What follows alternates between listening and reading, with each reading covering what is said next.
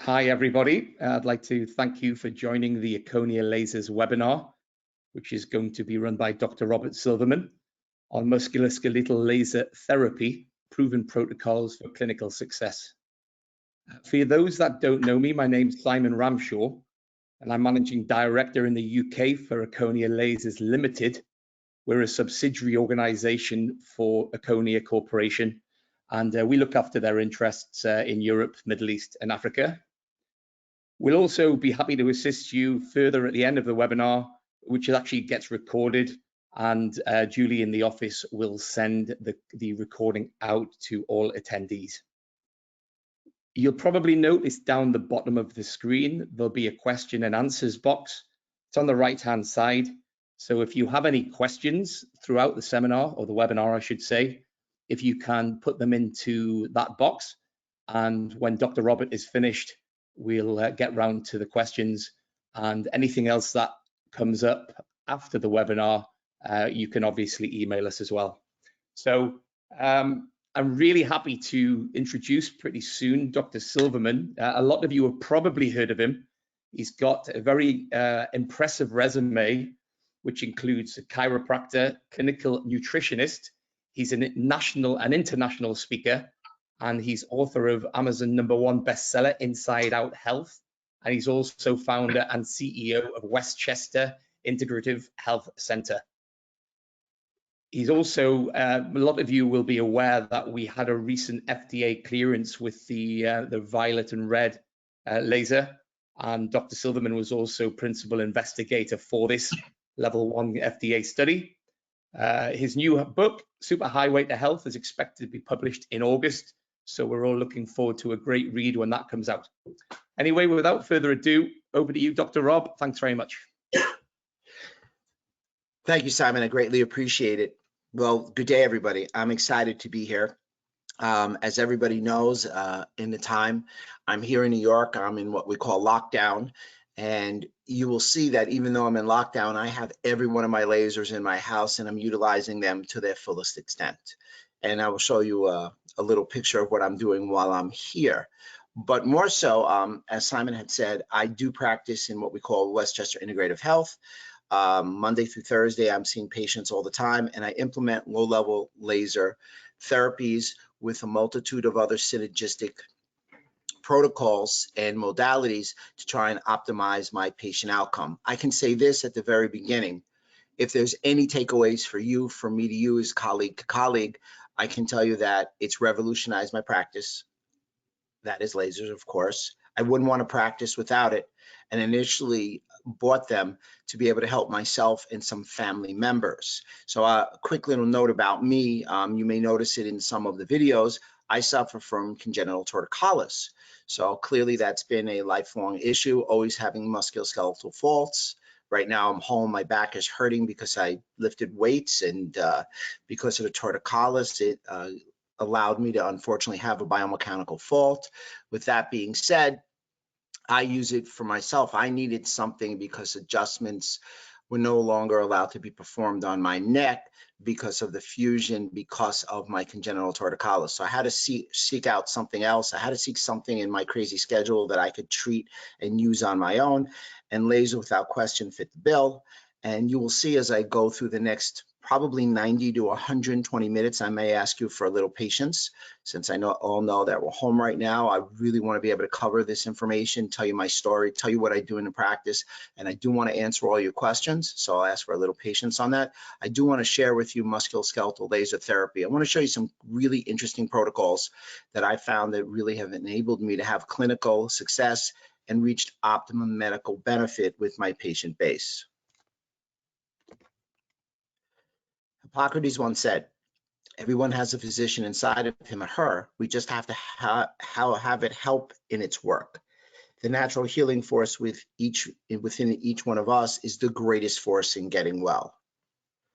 So I think this really depicts what I do in my office quite well. Well, initially, somebody once said a long time ago, quite famously, let there be light. But when you look at this picture, this isn't from my old office. This is when I initially started with laser, because if you make note of the laser in my hand, it's one that we no longer make, even though it came from an older base station. So here's the patient, and they're standing and they're on a proprioceptive feed. We call that an I-joy, which provides oscillation and vibration. So I'm trying to stimulate the mechanoreceptors. As you see the laser being held to the front of his core, I'm trying to activate his core. You'll have to take my word for it. My right hand is behind his back, and I'm trying to upregulate his lower back. At the same time, trying to do a 360-degree core contraction with proprioceptive feed, I'm using a body blade to have the patient hold the scapula in retraction, or if you will, scapular resetting. I'm trying to get the body in one specific proper alignment, leading to the idea also of lasering, which will upregulating his lower back and his core. My objective always when I present is very clear. I'd like to take the science, and the laser that I'm going to talk about in reference to Erchonia is based on science. And that's what makes me imbues me with enthusiasm to want to use it. I know everything that we're doing is based on hardcore science. In addition to so many of you practitioners that have given me feedback, I know that's empirical research that's growing exponentially daily.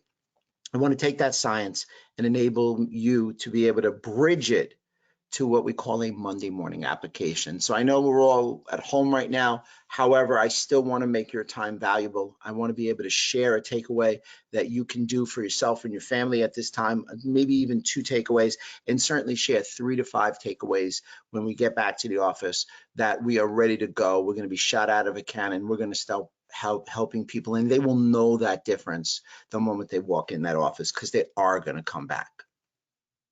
So what's the problem? You know, the big thinker. I always love this statue because he doesn't have a care in the world, and he's thinking, what's the problem? Well, the problem right now is most people in the world are unhealthy.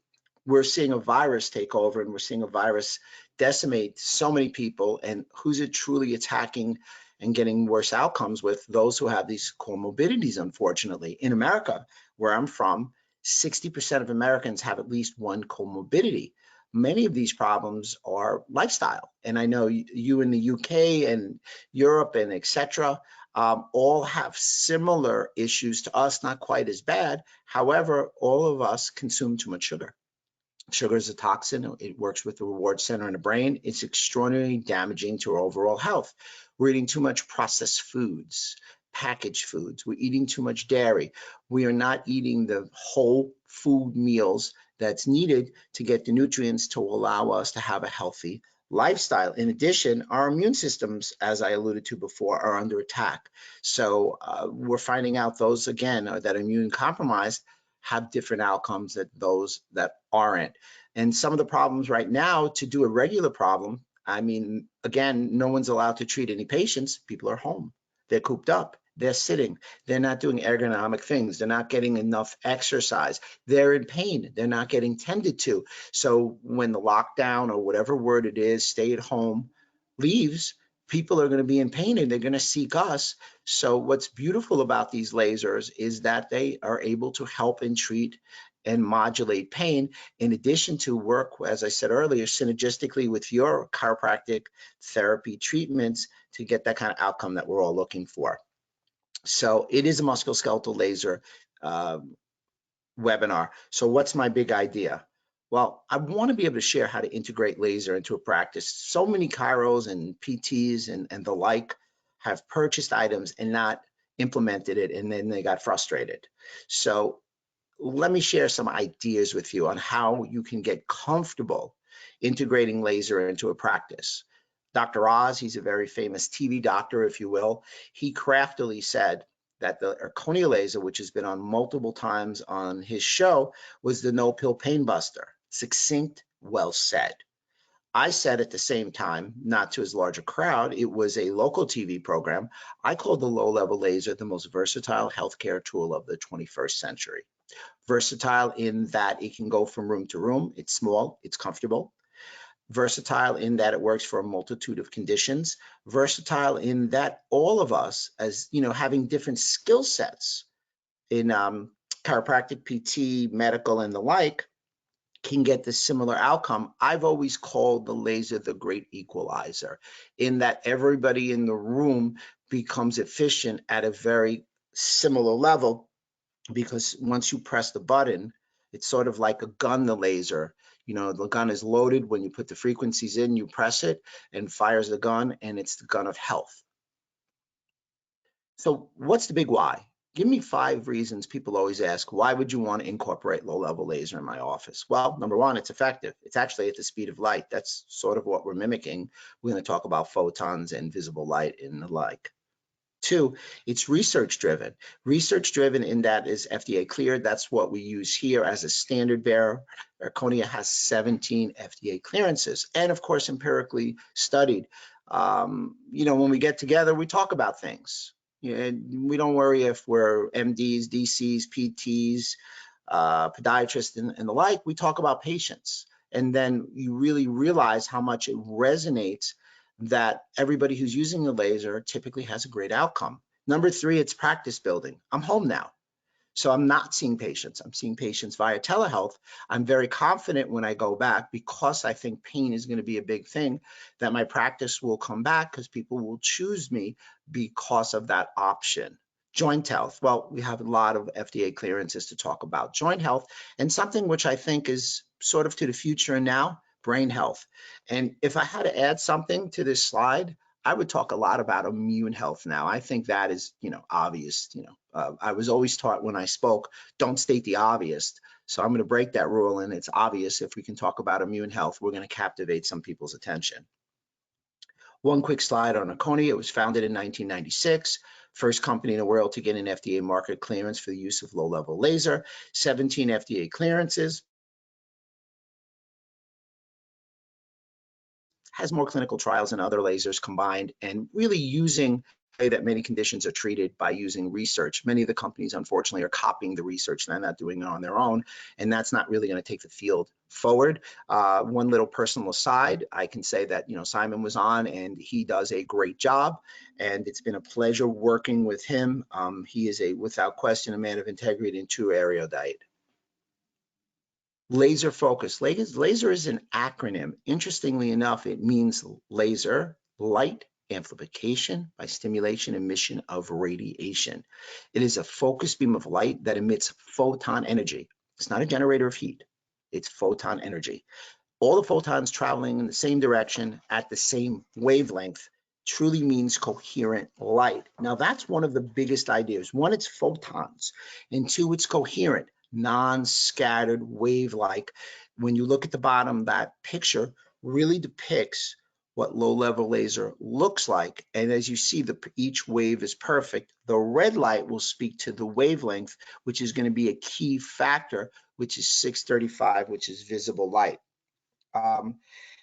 Basic idea is a little overview. Lasers work on your body through basic photochemistry. The branch chain effect in photochemistry means that a single photon of light can trigger a reaction in a cell that causes the emission of several more photons. Those photons then trigger emissions in other cells in a chain reaction.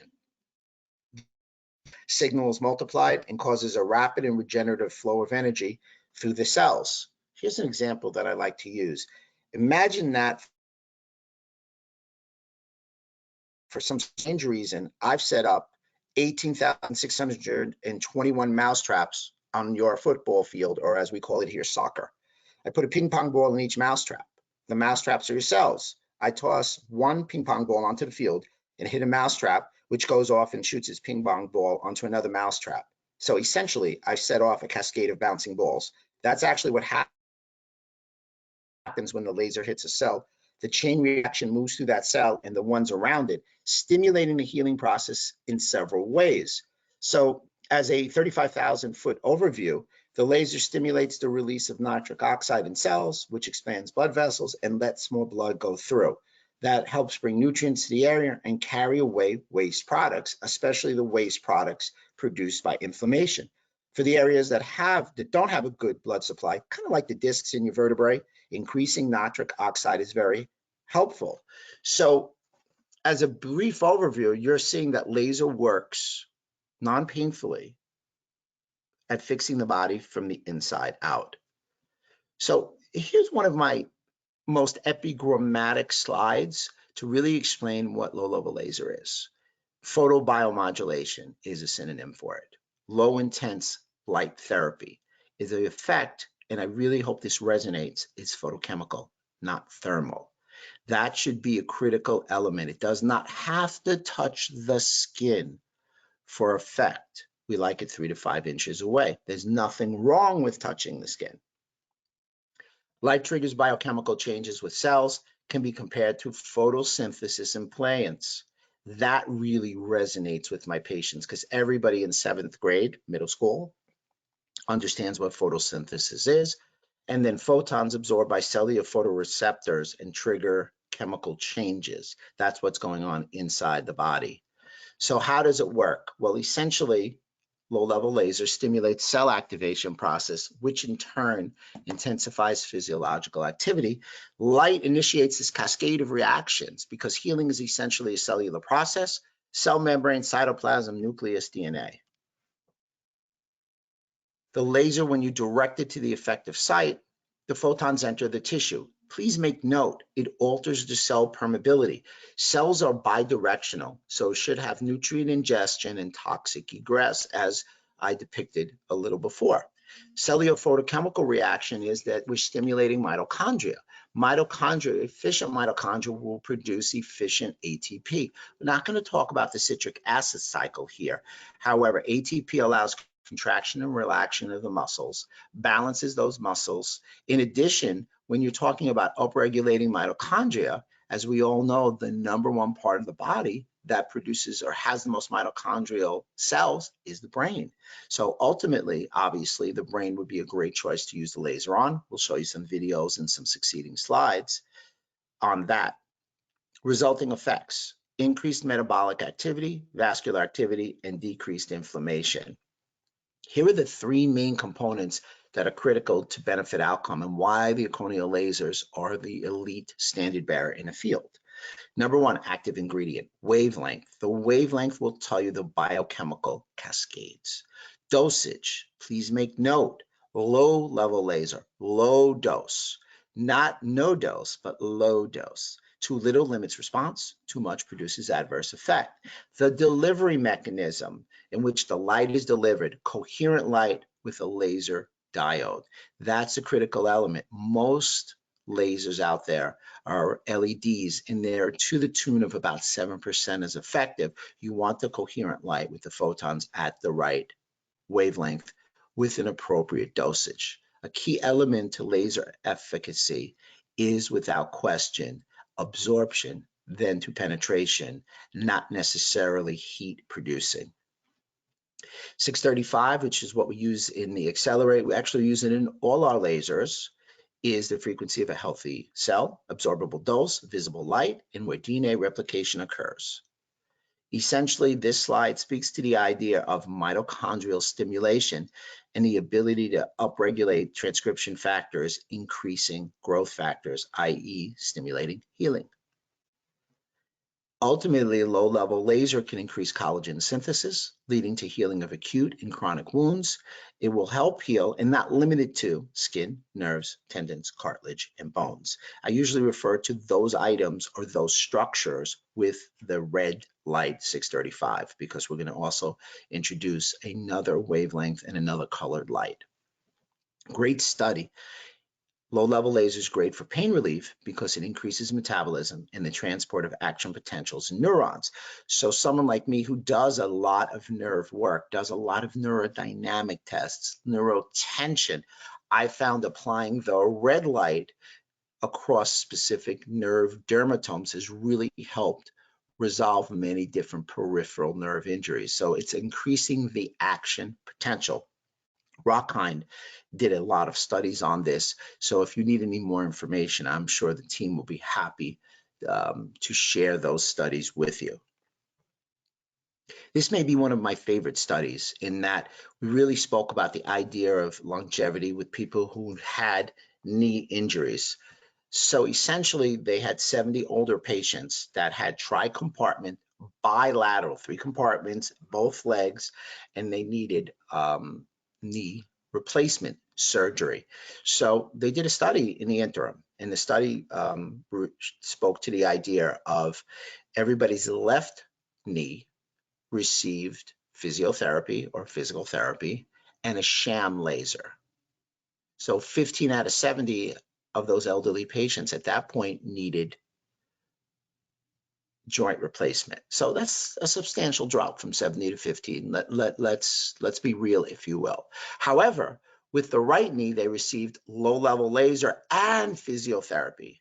That number went from 70 to 1, or if you want to contrast from the PT and the sham laser, it went from 15 to 1. So those numbers are clear that exercise with low-level laser will help ameliorate many issues and avoid joint replacement, which is an expensive operation. And I don't know, if I had a choice, if I could fix it without changing it, that would be my choice. So this is a stellar study that really speaks to the idea of how effective low-level laser is when somebody's already degenerated. A lot of people say, well, what do I do at this point? Laser's still a potent weapon. I took this right off the internet. What you're seeing is DNA replication right off the internet, or what we like to refer to as photobiostimulation, from 630 to 640. And that's exactly 635 is a wavelength that we use in most of the lasers. I think Norman Deutsch's book is outstanding. Deutsch is an MD.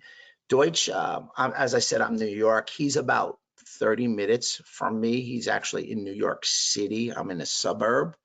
I did grow up in the city. You probably hear that in my, vernacular. And Deutsch did a great job in that, talking about lasers. I've had about 25 MDs start as patients because they read his book and sought me out because I had a laser.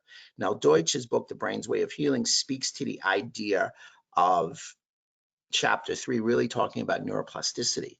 Neuroplasticity is your brain's ability of forming. Your brain is plastic. There's nerves in your brain, and you can have what we call brain neurogenesis. Chapter 4 is all about using laser on the brain and stimulating brain neurogenesis. He does a great job of explaining that skin and skull are not absolute barriers to light. The great example that he uses is a baby who's born yellow with neonatal jaundice. Everybody knows the bilirubin's released from the liver. You put them in a light, and it helps resolve that yellowish tone. Therefore, we know that light pierces the skin and the skull and can affect the body on the inside, clearly at an organ level. So many people ask me, very simplistically, what can I tell my patient? Well, low-level laser photobiostimulation results in 2 basic responses: increased regeneration and increased cellular communication. Increased cellular regeneration is due to enhanced effective ATP production.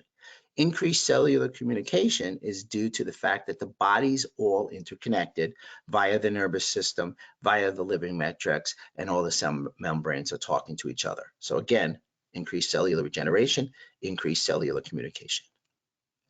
Here's what my patients, I tell them when I apply the laser, like I'm doing in this picture,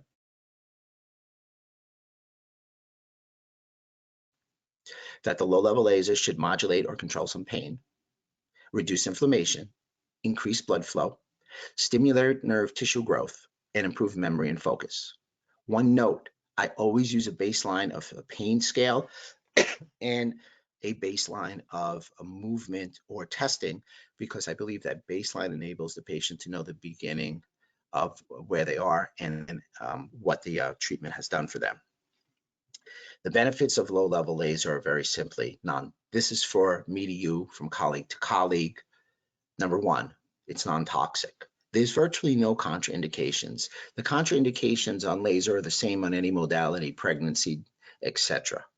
Non-invasive, easy to apply. So easy that I don't think that it would have fit in a time frame, but I have a video showing that my staff is applying all the lasers, each one knowingly how to do it. It is a point and shoot apparatus. It's very safe. The efficacy for patient conditions are high: rapid cell growth, increased wound healing, increased metabolic activity, reduction in fibrous tissue formation, anti-inflammatory, increased vascular activity, and stimulates nerve function.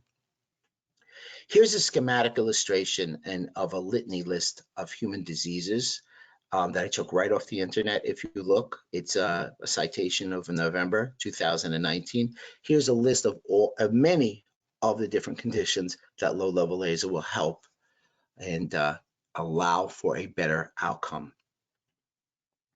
So let's detail some of the different products and some of the lasers that I use every day. This is sitting right next to me. If I turn my webcam on, it's 3 feet from me. Right now, I'm in what my wife loves to refer to as my man cave.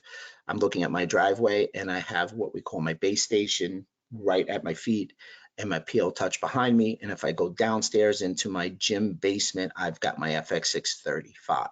So what I like about the PL Touch is we refer to it as the workhorse because it's gone through, it was the first that we ever had. If you look at the grips, you see it's very easy.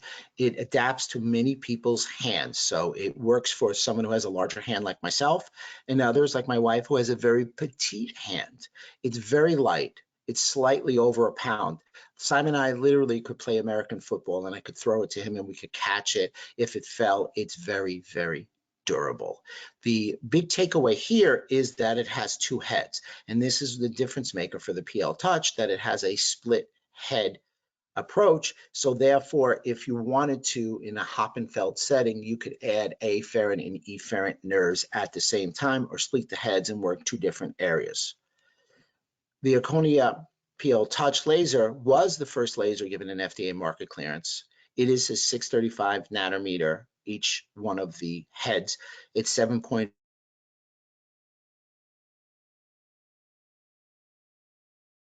milliwatts, so it is a low-level laser. Milliwatts, I do want to, it's 2 heads and it has 4 programmable frequency channels. The frequency doesn't play as big a role as everybody thinks, in that you load the gun with the frequencies and then you go. You don't have to vacillate with the frequencies. You have 40 set. So in that, you have the frequencies matching the different conditions. And someone like me, which we can talk about if you'd like, I like the variety and diversity of the frequencies to really penetrate the skin from different angles. It's very portable, as you can see. I mean, I can put it in my pocket and it gets very quick, effective results. Here we have the Accelerate, and I probably should have a picture of the Accelerate versus my cell phone because it's literally slightly bigger. The Accelerate is less than a pound. It's a handheld laser. It's extraordinarily portable. It's a single laser head. It has the dual diodes. Once again, it's a red light, 635 wavelength, 7.5 milliwatts, and again, you can apply all the needed frequencies that you like. The Accelerate has 3 FDA clearances. As I recall, the PL Touch has 2. Every laser has more than 1 typically FDA clearances. So in a standard upregulation or a standard examination, I like to do muscle tests. I pick something very basic. All of us that are physical therapists, doctors, and chiropractors all know the standard Hoppenfeld muscle test. So I figured the first video that you would see would be the standard upper body assessment and laser upregulation. So as we all know, C1, C2 is flexion extension, C3 is lateral flexion, C4 is rotation, 5 deltoid, C6 bicep, C7 tricep, C8 finger flexors, and T1 fingers. So as you see, we're going to go to a video now. You'll see that I'm wearing black gloves. I filmed that a little while ago when we were in New York, but at that time we were just told we only had to wear gloves. We're already in almost shutdown mode, and Olivia is one of my staff members, so I thought it'd be best if I did it on her. So this will be about 4 minutes. And I'm going to go through the whole upper body. So let me know what you think. Hi, I'm Dr. Rob Silverman. Now we're going to do the demo portion of the course. So I've got Olivia here. How I'm going to do it is I'm going to show you each muscle test one at a time and then apply the laser and go through the whole upper body. So very simply, I'm going to ask Olivia, please, to flex forward and extend back. So I just checked the range of motion because I'm a big, back to neutral, I'm a big proponent of range of motion and strength, because that's one of the things that, one, I want to test for as a baseline, and two, I also want to treat using low-level laser therapy. So then she'll just press against me over here. So I'm testing her strength and flexion. She's going to push back over here. I'll get my hand up so you can see it in extension. So again, C1, C2, I'm going to move her hair out of the way and go right in over here in the C1, C2 region. I also, after I get the extensor portion, want to come around and get the flexor portion. Then I'll shut it off, and then I'll ask her to flex forward again and flex back. And actually, she did increase range of motion, but we're doing this for demo. So back into neutral, I'm going to ask her to laterally flex to this side. And you'll see that she'll laterally flex. Then go back into neutral, and then laterally flex against me. Fabulous. And then again, I'm going to clear the area. I'm going to put it right in the area of C3. I'm going to laser for 5 to 10 seconds just to upregulate the nervous system. Shut it off, and she press against me just to retest. Now we're going to C4.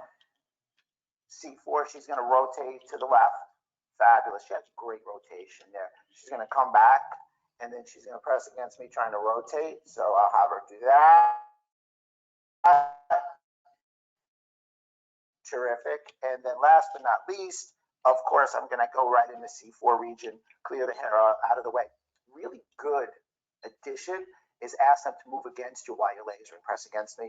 And what you'll see is when you get that active motion against a little resistance, you're really going to increase the strength. You're going to cause a muscle contraction because the laser upregulates, what we call upregulates. It allows for that release of ATP, better muscle contraction. C5, we're going to do a deltoid. And C5, she's going to press up against me, and she's pretty strong. And if I wanted to upregulate her, personally with this handheld laser where we have 2 diodes, I'm going to laser 5 seconds in the deltoid, and then I'm going to go right into the brachial plexus to upregulate the upper body's nervous system. And then, of course, we can retest and press up. Now we're going to go to C6, which is bicep. She's going to press up. And now you see me again going right into the bicep region. So as we all know, the bicep has 2 heads. We're going to move it up and down just to get both heads and go right back into the nervous center region where the brachial plexus is. I'm going to lift her up right here. I'm going to ask her to press against me. We're going to do a C7. We're going to do the tricep. And with the tricep, once again, we all know we're going to laser the back of the tricep. I may be clever and ask her to press against me here, really to engage that tricep. And once again, I'm going to go back up in here. So it's going to be 5 to 10 seconds, 5 seconds over here. I'm going to have her do this with her fingers and try and spread her fingers apart, and then go like this with her fingers, open them up and pull it against me. So you get the idea with C8 and T1. This is a great little demo. There's your upper body. Next one coming up is lower body. So if you have any questions on anything I did, feel free to put them in the question box. In that question box, Simon will ask them, and I'm happy to stay on and answer whatever. I can always, if need be, as long as nobody makes fun of my attire, I can always turn on my webcam. I've got my lasers right here, and I can demo on myself. Now let's move on to the lower back. The muscle myotomes that we speak about or address in the lower back are very simply L1 to L3 is the iliopsoas. L2 to L4 is the quadriceps. L3 is the sartorius. L4, 5, S1, 3, hamstrings. L4, tibius anterior.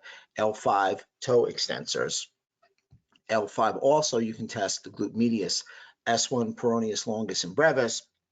And S1, the glute max. So again, I would put the person in a position, test the muscle test, see if it's strong. If it's weak, I'll apply the laser. When we make somebody strong at a muscle or myotome level, we call it upregulation because we're upregulating the nervous system at that juncture. So a lot of patients just come in for an upregulation of the upper and lower body. It's a very common treatment approach that I have. Now, also when I go through these tests, I'm also looking at the functionality of a true movement pattern, because I don't like to look at just individual muscles. But for the part of display, that's why I show you this. So you saw me going through it with Olivia in the previous slide. You know, I didn't want to have her or show her get improving because she may have not realized what was happening, because she does work in my office. So I was just using it for more of a display. And I can tell you, these are the standard. It's sort of like taking a martial art, doing the myotomes and the muscles. The first thing you do, no matter how advanced you are, is do the basics. So if you're a boxer, you're going to warm up and you're going to practice throwing punches, shadow box, things of that nature. If you're a basketball player, you're going to go to the layup line.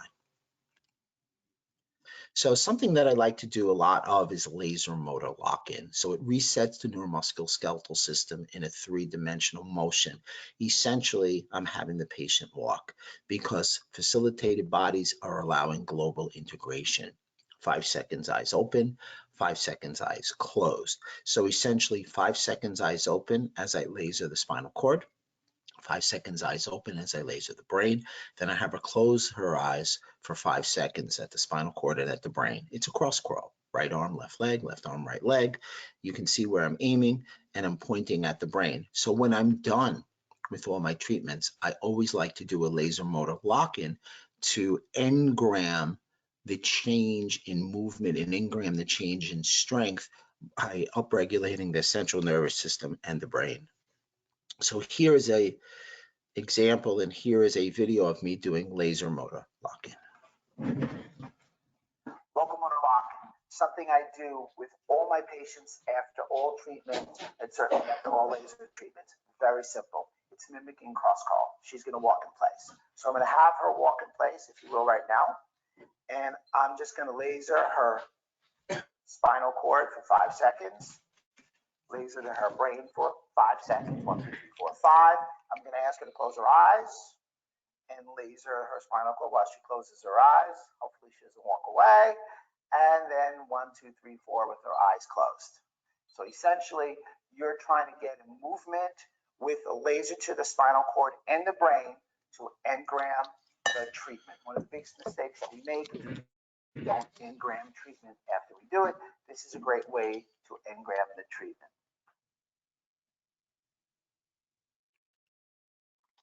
So now we covered the use of the Accelerate. We're going to move on to something that I like to refer to as, well, quite frankly, it's my favorite handheld laser. I'm sorry that I show preferential treatment. It's called the EVRL, the Erchonia Violet and Red Laser.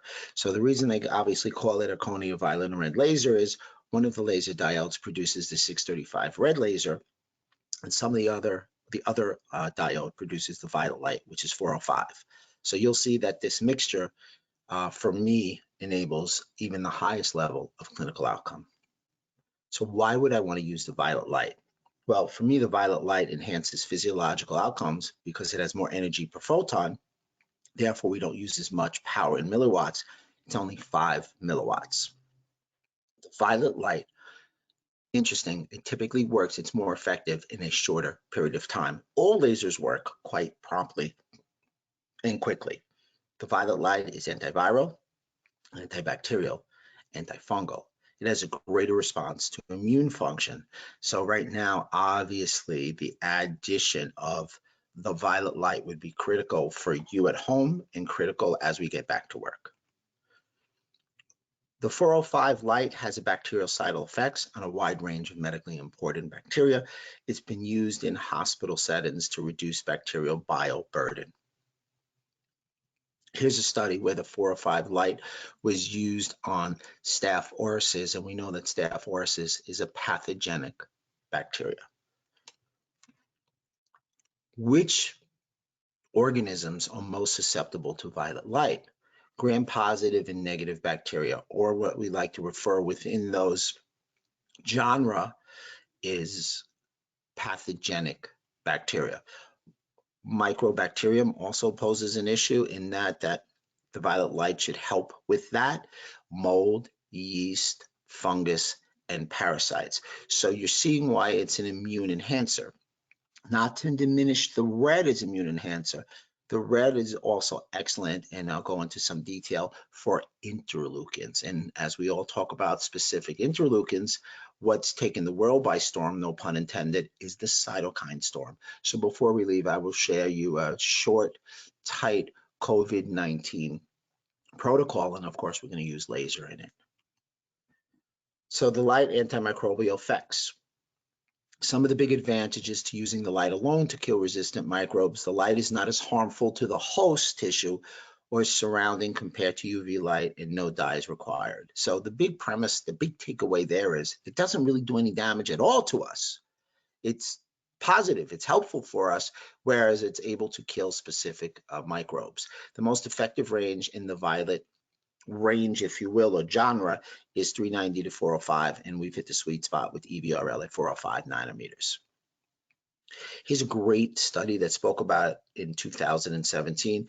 Well, this was the proof of concept in viral inactivation, where the efficacy of the 405 light can be extended. This was demonstrated. The antimicrobial effect can be extended to medically important viruses. Nobody's saying COVID-19, they're just saying virus. The reason they call COVID-19 a novel virus is because it has not been seen before in this specific genome. Another study spoke to the idea of the 405 nanometer laser having a significant bactericidal, fungicidal effect in the mouth. So here we had, for a 5-minute exposure, gingivitis had a 60% inhibition, and P. intima an 80%. And at 10 minutes, C. albicans had a 90% decrease. These are all decreases within a short period of time. So the takeaway was the 405 nanometer irradiation was the stellar strategy for prevention and treatment of endodontal infections. So let's really talk about the difference between the red and the violet laser. The red 635 Erchonia laser, it's a modulator. It increases energy flow and dissipates energy if it's too high. So it's not too much energy, it's not too little. It's truly the balance of enough energy to stimulate the healing process in the body. It promotes increased energy through the stimulation of the mitochondria. Remember, the mitochondria, the number one organ is brain, and then we have skeletal muscle, heart, kidney, and such. It has a true anti-inflammatory effect. It enhances the production, the efficient production of ATP and protein synthesis with pain reduction. It creates improvement in collagen formation and wound healing. It reduces the pain and muscle spasm while increasing strength and range of motion. So it has an FDA clearance in decreased pain and increased range of motion, one of them in the cervical and shoulder region. Big takeaway is it balances the parasympathetic nervous system and enhances microcirculation of the blood and the lymph. Remember, the red light, because it's so potent for musculoskeletal, is actually working through the parasympathetic nervous system, and it balances the cell-to-cell communication, because as I said before, the body is all interconnected. Whereas the violet light, 405 nanometer Erchonia light, stimulates the sympathetic nervous system. It helps body's defenses to eliminate bacteria, virus, fungal, parasite infections. By increasing a sympathetic response, we talk about it allowing the practitioner to find the hidden weakness. So I didn't put this in one of the videos, again, in the interest of time, but the violet light enables me to overload a cell membrane and see as a diagnostic tool if someone will go weak. So what do I mean by that? Let me try and vivify that for you. What I'm trying to say is that some people come in and they're pretty strong. Even though they have an injury, they can outmuscle me. I'm only 185 pounds. So whatever that is divided by 2.2. So I'm not a 250-pound Arnold Schwarzenegger type of gentleman. Having said that, when you add the violet light, it'll find a hidden weakness, and that gentleman who's 250, who's very strong, will go weak, and then we're able to back in and explain to him that, you know, his deltoid's really not generating that much power, but all the other muscles around the area is. So we need to go in and find the hidden weakness that he didn't know because he's so strong. Or we like to refer to it as the opening of the door or uncloaking of the condition. Simon had said when he introduced me, and I'm very proud of this, I was a lead clinical investigator for this FDA clearance for the EVRL. So it was a single treatment with 2 non-thermal laser wavelengths on chronic neck and shoulder pain. So let me give you some insight into what was done. We obviously used the EVRL, which combined the 635 red nanometer light with the 405 violet nanometer light. Patients had pain over 30 days. Well, that was true. They had pain for between 11 and 12 years on average, but we were looking for people over 30 days. That change lets you understand that pretty much everybody had chronic pain, and most of these people had failed at multiple other type of treatments. There was one treatment for 13 minutes. The typical session is 15 minutes in most chiro and PT offices. This one was 13 minutes. We used a visual analog scale of 3 minutes, 24 and 48 hours later. We predefined outcome as a 30% decrease for 65% of the patients or more. The results were robust. 75% achieved a greater than 30% decrease in the visual analog pain scale. In addition, that scale remained high at a 24 and a 48-hour time frame. The secondary efficacy, which really was a true game changer, was there was a definitive change in range of motion. We were only looking for pain, and the patient satisfaction improved. Whereas most other laser settings, they were very happy at the time, but they knew they needed to come back. This one, they thought that they didn't need to come back because they wanted to feel good. So the conclusion was very simple. Overall, treatment with the red and violet laser outperformed the FDA-approved laser with respect to change in pain scores and increased shoulder range of motion. My quote at the end, which is the quote they used, and this is an earnest statement: the addition of the violet light application with the red light has revolutionized my approach to treating musculoskeletal injuries. The light's energy has increased my clinical outcomes substantially. So for me, doing that and being able to be a lead clinical investigator and seeing intrinsically how it worked really stimulated me to want to use it more and lecture more on it. So with that being covered, the next big thing ahead, which I approach the violet light with, is the vagus nerve. Now, if the laser is a game changer, this is a universe changer. Basic anatomy and functions of the vagus nerve. The universe changer is if we can positively affect stimulation of the vagus nerve. So the vagus nerve, essentially the anatomy goes from the medulla oblongata down through the transverse colon. It's 90% afferent and about 10% efferent. It innervates the neck, the thorax, the liver, the pancreas, and the intestines. The vagus nerve has a sensory communication with the central nervous system. In addition, it's essentially the captain of the ship of the parasympathetic nervous system and the enteric nervous system. Because the enteric nervous system is involved with the vagus nerve, it's been called the second brain. So the enteric nervous system is the largest accumulation of nerve cells in the body, and it regulates humans. Therefore, I believe the interaction of the enteric nervous system and vagus nerve leads to the bidirectional communication between the gut and the brain, and the brain and the gut. So I took this right off the internet. As you see, from the medulla oblongata down through the transverse colon, this vagus nerve has branches to a multitude of major organs.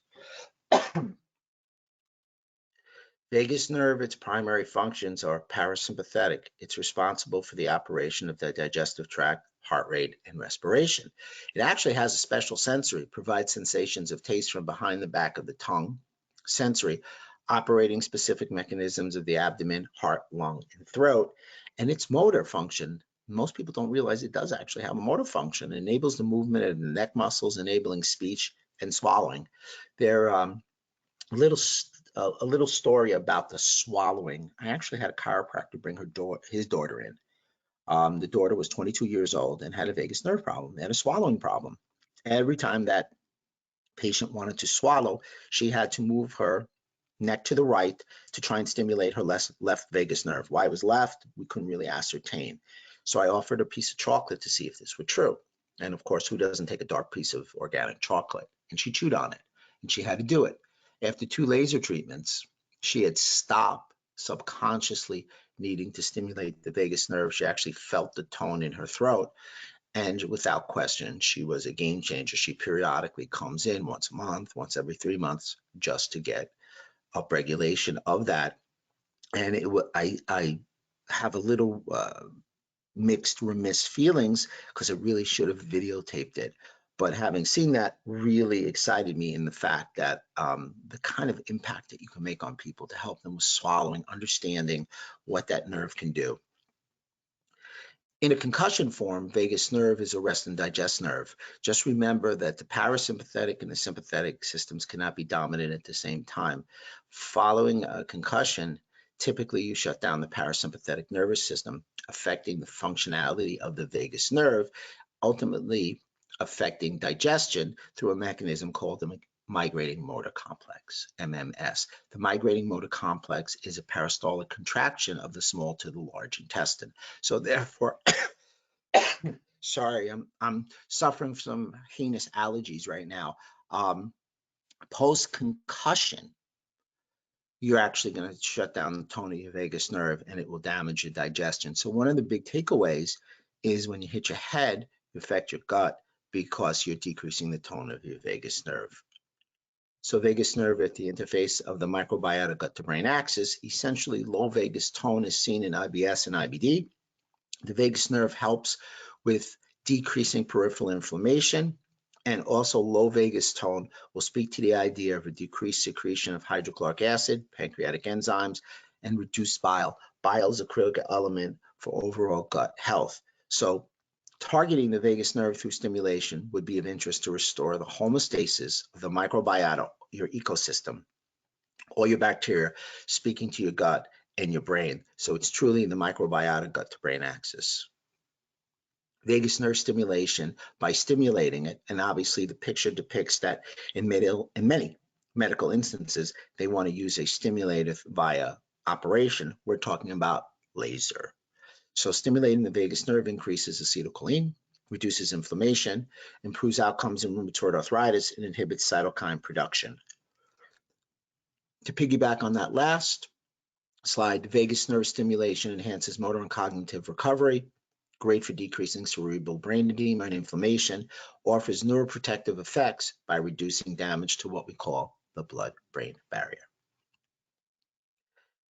The takeaway in this slide is that the branches are different on the left and the right side of the vagus nerve. The left side speaks to the idea of satiety.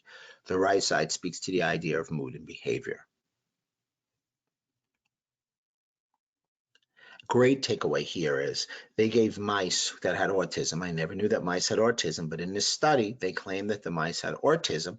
They gave them a bacteria called Elucidate. Elucidate is a very, very pro-health oriented species of bacteria. When they put this bacteria in there and the microbiota spoke to the gut and the gut spoke to the brain via the vagus nerve, the ASD, the autistic spectrum, was precipitously decreased. They attributed it to vagus nerve stimulation. Well, they wanted to test it. So in those mice that decreased their autistic symptoms, they removed the vagus nerve. And even though they still gave them Elucidate, the autism came back in full blast. So we know that the gut speaks to the brain via the main highway, without question, or the superhighway to health, if you will, would be the vagus nerve. So you'll see me talking about a couple of the lasers. This is about a 3-4 minute video, and I'm going to show you how to stimulate the vagus nerve with the EVRL. So far we've been using the Accelerate. The Accelerate has 2 heads. They're laser diodes. It has red lights. We've talked about the red light. 635 nanometers, great for musculoskeletal injuries, parasympathetic, muscle, joint, tendon, cartilage, and peripheral nerve. I'm going to put that down for a second. Now I'm going to pick up the EVRL. We've talked about that a little bit before. So it's a violet-red laser. I'm going to talk about the violet light: antimicrobial, antibacterial, antifungal, sympathetic. A lot of people are going to ask me why I'm going to do what we call the vagus nerve with the sympathetic. So basically, how I came about stimulating the vagus nerve, and stimulating the vagus nerve is a game changer. Without question, it's a game changer. It was a game changer for me in my office. I was able to ascertain that the violet light was able to increase and balance vagus nerve tone by using HRV, heart rate variability. So heart rate variability, as everybody knows, if we watch a TV program, when it goes like this, it's not really good for the patient. When it jumps like this, it's real positive. So with that being said, there's also an inverse relationship. When heart rate variability increases, there's a decrease in fibrinogen, C-reactive protein, and interleukin-6, all blood markers that we want to be able to depress. So doing heart rate variability in my office really led me down a path of using the violet light. Once again, antiviral, antimicrobial, antibacterial. In this era now, antiviral really real positive and real popular. In addition, my opinion is that the violet light also works at fascia because of its sympathetic response. So when you combine the red and the violet light, which this does, you're now going to get the kind of clinical outcome or increased clinical outcome. As I said before, I was lead clinical investigator on this. We were able to get great results, but I'm going to take it a step at a time as I use it. So number one, I'm going to do the vagus nerve. I'm going to show how to do a vagus nerve stimulation. Vagus nerve stimulation is going to really aid in the bidirectional communication between the gut and the brain and the gut. Vagus nerve is a critical element. Vagus nerve is damaged in many instances, or the tone is knocked down after concussion and TBI. So as you'll see in some of the lecture series, you'll understand that when you get a concussion, you usually also get some gut issues. In SIBO, vagus nerve is a critical element to increase the stimulation because in SIBO, the vagus nerve feeds the migrating motor complex, which we know as peristaltic contractions. You need 9 to 11 normally to move the food bolus in the small three-part intestine. Look for the ileocecal valve. Ileocecal valve in this area. Ileocecal valve is a flap. It's not really it's more like the doorway between the small and large intestine. All get input from proper vagus nerve tone. When the vagus nerve decreases, an increase in IBD, decrease in bile release, and digestive enzymes. So it's a critical element for digestion, gut to brain, and musculoskeletal. Believe it or not, you can do the vagus nerve and get an improvement in musculoskeletal outcomes. So I'm going to show you how to do it. It goes from the brainstem down through the transverse colon. I'm doing the left side, but on the right side, I'm going to show you that you also want to get the ileocecal valve. With that being said, it's medulla oblongata down through the transverse colon, attaching to the outside. Transverse colon is a depicted and dictated to everybody in the lecture portion. So I'm coming here, everybody can see that's what the light looks like. I have a little bit lighter shirt, so it looks a little different. Olivia's shirt is a little darker, but you can see it. It's there. So the darker it is, sometimes it shows a different color. It's all as effective. And here we go. We just bring it over. It's 30 seconds, usually 3 to 5 passes. Medulla oblongata down through the transverse colon. Vagus nerve stimulation, game changer. And there's a timer here, and we are just at about 30 seconds. So you do this in a multitude of ways. You'll see how I add it into my concussion protocol. You see how I do it on virtually every one of my patients. The options are do nothing, not a really good option. The other options, the medical profession, are now using vagal nerve stimulators. You know, they're kind of like they did the back stimulator, now they're doing the vagus nerve stimulator. Not really excited about that. Love what we do. Give it a whirl.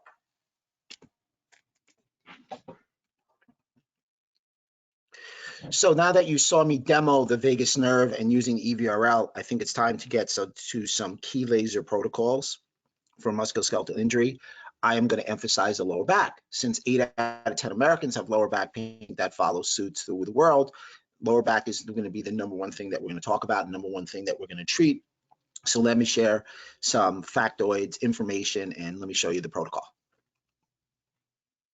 So most people come in with lower back injury, they come in with a disc injury. As we all know that many people asymptomatically have symptomatic MRIs, and it's typically always something in reference to the disc. So the disc is the largest structure in the body without vascular supply. The normal disc is on the left and a degenerative disc is on the right.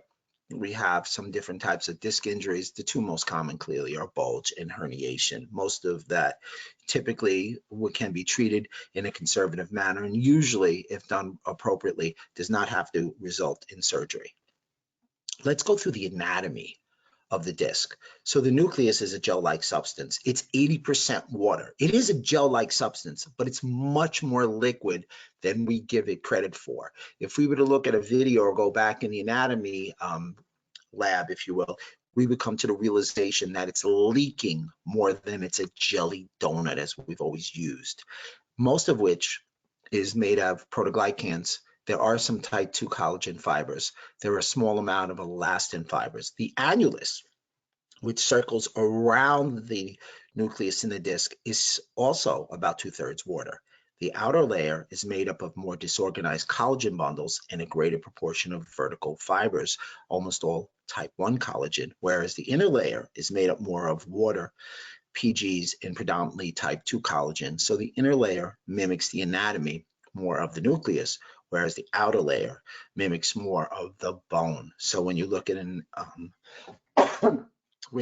at the results, let's say of an MRI, you're going to be beginning to realize, pending where the injury is and the damage to the annulus, you'll get an idea of maybe some treatment modalities you'll want to consider. The IBD, the disc, deteriorates over years. It always goes from the nucleus outward. It's influenced by metabolite transport, genetic inheritance. Your biomechanics, trauma, and age-related deterioration can always be accelerated by any kind of the physical disruptions. The degeneration occurs most often in the 2 lower levels of the lumbar spine, L4, L5, L5S1.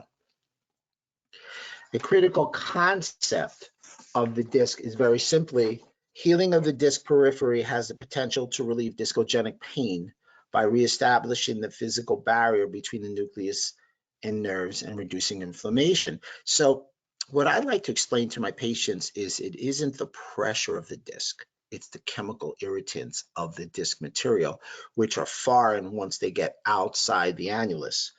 Couple of factoids. Surgically removed discs show active inflammatory processes proceeding from outside in. Effective healing only occurs in the outer annulus and the end plate. That's because that's the cell density and metabolite transport are greatest. Annulus or vertebral end plate can be sensitized by inflammatory-like changes arising from contact with blood or the displaced nucleus pulposus. So again, we want to make that barrier. As I've always said, good barriers make good neighbors. The slump test is a very common test that we use in orthopedic, chiropractic, and physical therapy. The patient typically sits, raises the leg that's implied or the leg that's implicated in sciatica, the one that hurts, drop the head down, and what we're doing with that is we are doing a true neural tension. So the slump test has displayed high sensitivity within a sample size of individuals with lower back pain, and on the converse, also added a criteria of distal pain to the knee during the slump test was very specific. So essentially, if I say the patient has right sciatic pain, I'll ask them to do a leg extension if they're able. I'll ask them to drop their head. I'll ask them to bear down. Then I'll come in and squeeze the leg and the head together. If I can't replicate the pain, I understand that the pain is not in the spine. It is now moved, or a structure outside the spine is really going to be implicated in the damage or the pressure or the irritation to the nerve. So intervertebral tibial disc protocol. If I have a handheld laser, or whether I'm going to use the FX635, which I'm going to introduce to you shortly, the laser is at the point of involvement. I usually like to laser during movement, so I'll laser during movement in 30 to 60 second intervals. I'll apply what you've seen before, the laser locomotor lock-in, and I'm going to show you some corrective exercises, many of which are based on the McGill Big Four, but I will show you the brace and I will show you the plank. You could also implement hip flexor stretches, and I'm a big proponent of using kettlebells to really ingrain with the patient how to use a hip hinge appropriately. In addition, I will show you something that I refer to as a core lock-in, I'll give you a very basic nutritional protocol, and everybody can always understand that laser is a standalone modality and it's synergistic with your other treatments. So therefore, you can use myofascial release, mobilize, manipulate, flexion, distraction, joint restriction, exercise rehab, taping, and the like in a synergistic manner, because there's no contraindications with those treatment approaches and low-level laser. I find that's really fascinating, the nutrient delivery mechanism to the intervertebral disc. What we found out that physical activity actually helped attenuate fibric alterations in the key muscle called the multifidi. It is a key muscle for what we call lumbar extension, and that muscle or that atrophy to that muscle is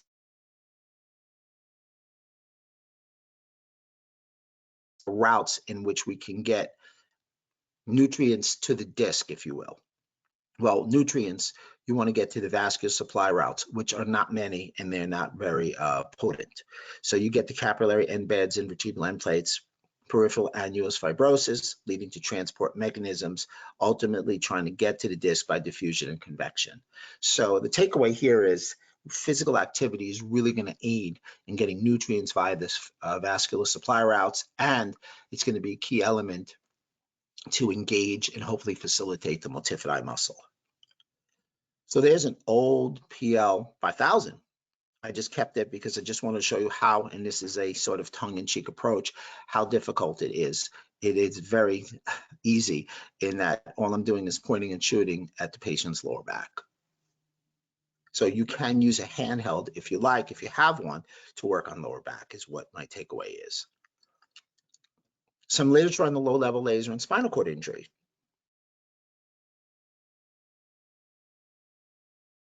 This study in 2017 in Nature talked about low-level laser allowed neurons to survive. Low-level laser activated interleukin 4 and interleukin 13, which are positive interleukins, therefore showing that low-level laser has a potential for reducing inflammation and regulating macrophages and microglials. The macrophages are the captain of the ship of inflammation, and microglial are your essential macrophages in your brain. They can promote neuronal survival. Therefore, the take here was low-level laser may be an effective candidate for the treatment of spinal cord injury. This is an exciting publication and an exciting article in that it really spoke to the idea of low-level laser modulating inflammatory mediators during intervertebral disc degeneration. The takeaway is the microenvironment in the disc is inflammatory. Especially in the annulus fibrosis. So they found that elevation of some of the more damaging deleterious interleukins, interleukin 6, which is now the big culprit, or one of the big culprits in what we call the cytokine storm, and interleukin 8.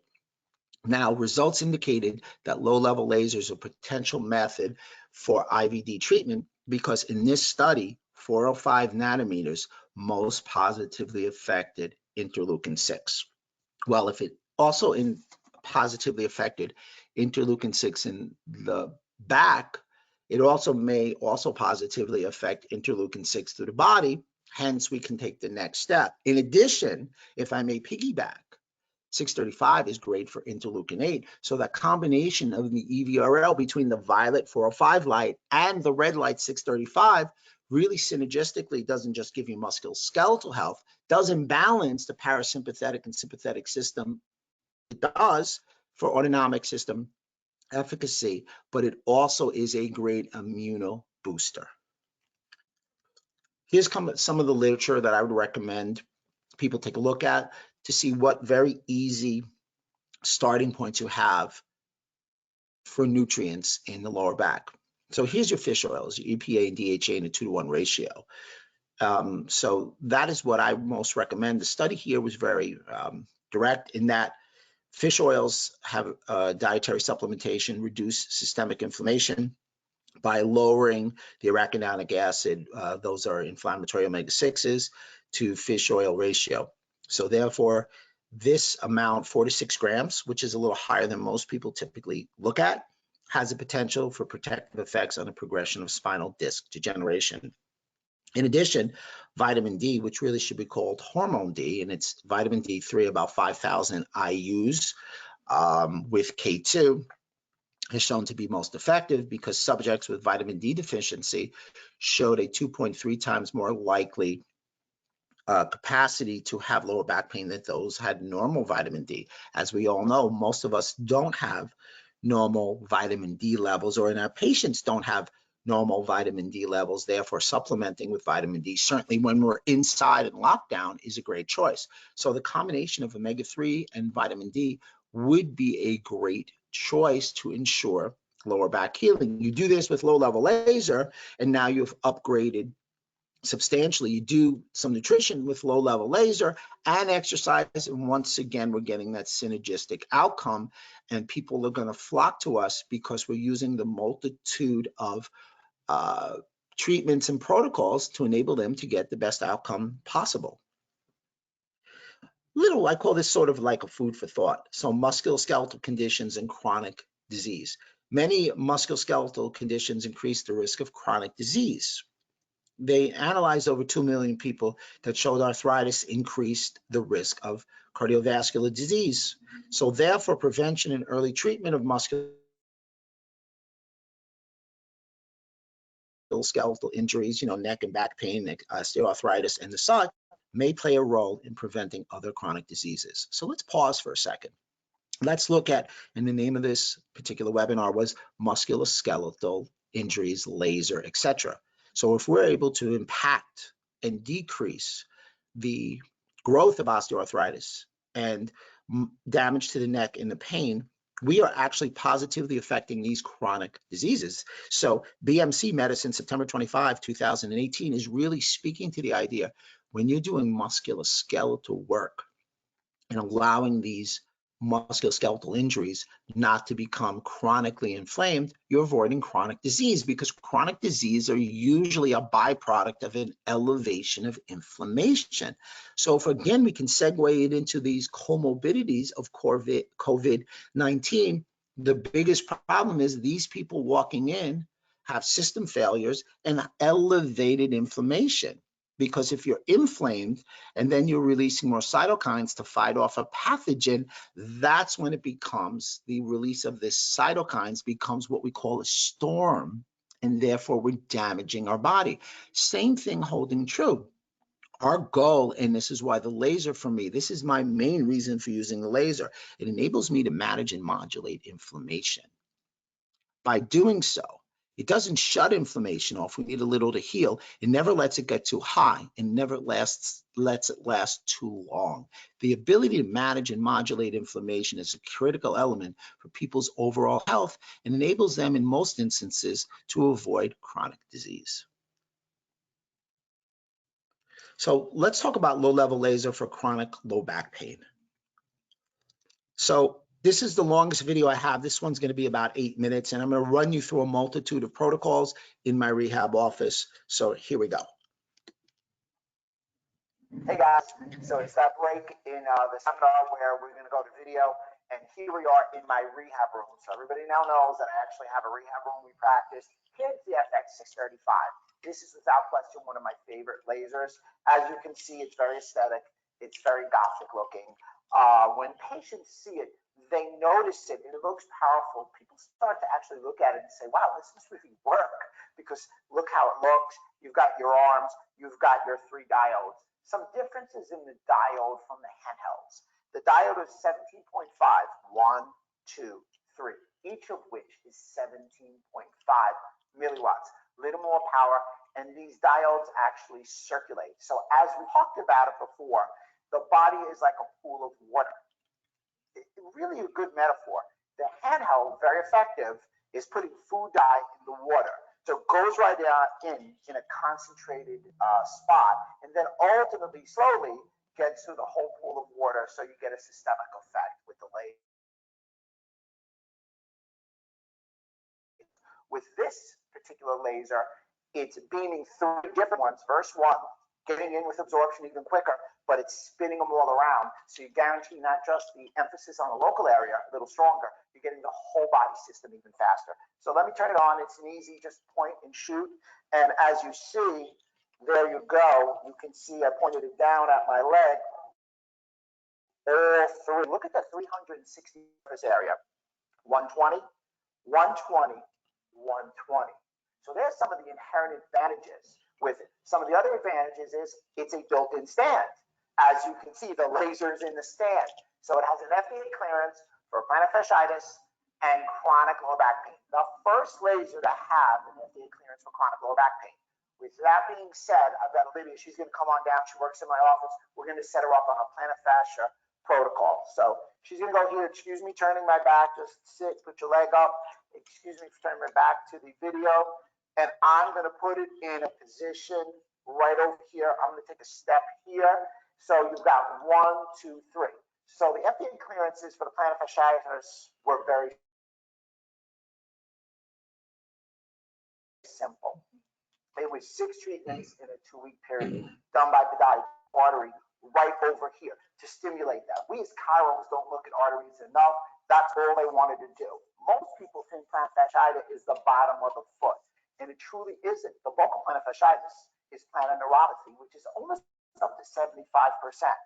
With that being said, they've got the dorsopedial, but they also got the tarsal tunnel. We'll talk more about that in class.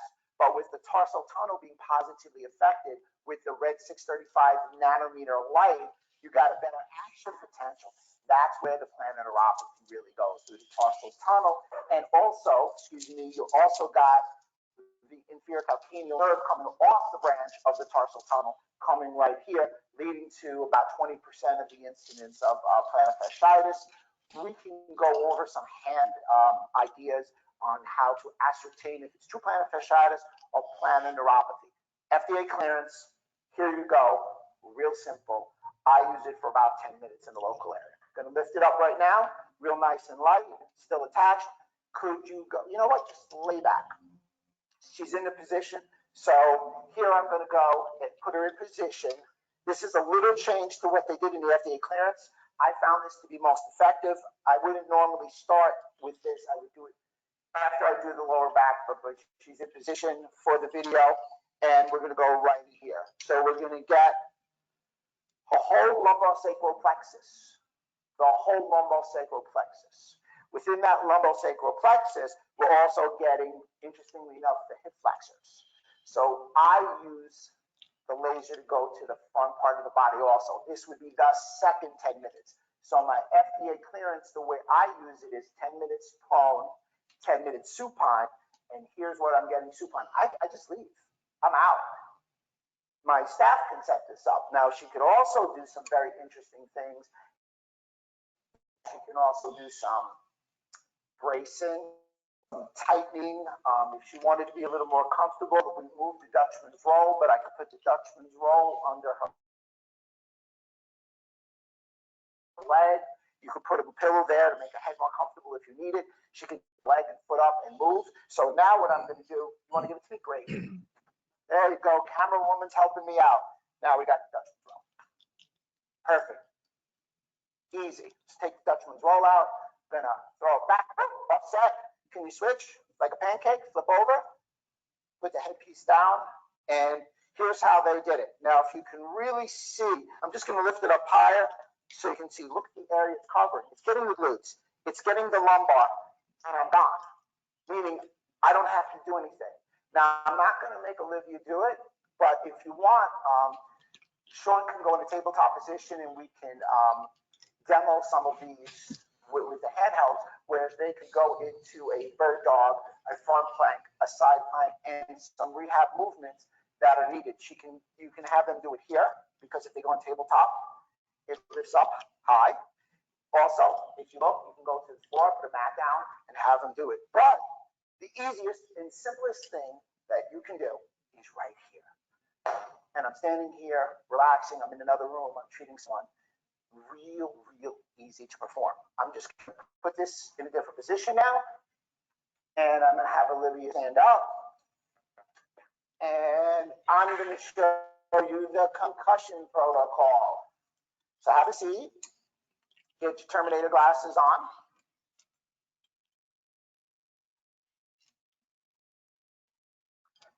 I have this. And here we go. So right in on the concussion protocol. Brain protocol. So That's my wife telling me what to do, guys. So with that being said, here we go.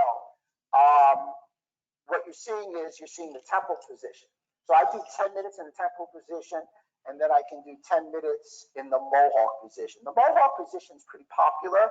I found them both to be effective. Just remember, you're still covering 360 degrees either way you go because of the way the diodes are. I'm going to move it here for a moment because I want to have a little space, and I have my EVRL. So now while she's getting her brain treatment, I can do vagus nerve upregulation. So here's the vagus. The light's not going to allow you to see the purple too well, but it is on. So medulla oblongata down through the transverse colon, both sides, 30 seconds or less, simultaneously. Now, with that being said, I've got my green guys right here. I could have her, I could lift that up. I'm not going to do it, but I'm going to have her put her feet here and have her get a little proprioceptive feed while I do all of this. Back on, right side, 30 seconds, left side, 30 seconds. Now, a lot of people ask, well, is this good for something else? Or is it just good for plantar fasciitis, brain, and back, which is a lot. We can also turn it around, put it down, and now I've got a shoulder protocol. I can do an elbow, I can do a wrist with this, I can do a knee, I can do a hip, I can do any body part that's needed. So this is extraordinary, versatile, as well as comfortable and easy for the doctor. As you see, I'm moving it around effortlessly. Any of my staff that weighs anywhere from 100 pounds can move it around without any problem. So it's very effective. It's transcended my practice. It's been a godsend to my practice. One of the key takeaways is it's fast and it's simple. We'll see you back in the room right now. Hey guys. So let me go over a couple of things that we covered there. So one you saw, which I didn't delineate previously, the FX635 has a FDA clearance for plantar fasciitis. It was for 6 treatments. So interestingly enough, if I were to put the graph up and Simon and the team can get that graph to you, you'll see this tremendous decline in the first 2 or 3 weeks, and even more impressive decline after treatment at the 6 months period. So what we're really saying is that laser actually works, as we know, but continues to work systemically on the body after the stop of the usage. So great stuff with plantar fasciitis. If you've ever had it, there's really hasn't been a good treatment protocol. When we're doing it in the lower back, I have a little bit of a different take. As you saw that I did the anterior portion and then I did the posterior portion. The concussion protocol, you're going to see it again because it's so vital. I treat so many concussions in my office. I want to show you the new FX635 and one little advanced move with a combination of the FX635 and the PL Touch. Everybody, room number 2, FX number 2. This is the newer FX635. Notice the difference in the arm. I'll call this the arm stand. And I'll call these the 2 arm handles. They're smaller here. Still 3 diodes, 17.5 milliwatts, 635 nanometer wavelength. So the arm here is a little different because it can lift up. So if I wanted to, I could get it up and I could stand under it. And that's a huge takeaway because on a lot of my patients, I want to be able to stand to do some concussion. In addition, again, I'm not going to set it up here. I can do it in a supine position. So if I asked her, don't move, Olivia, she could go to a supine position and I could put it as she's laying down if needed. So with that being said, I want to turn it on and show you she's on a decompression table, of flex, distraction, Cox decompression table. So I could decompress at the same time.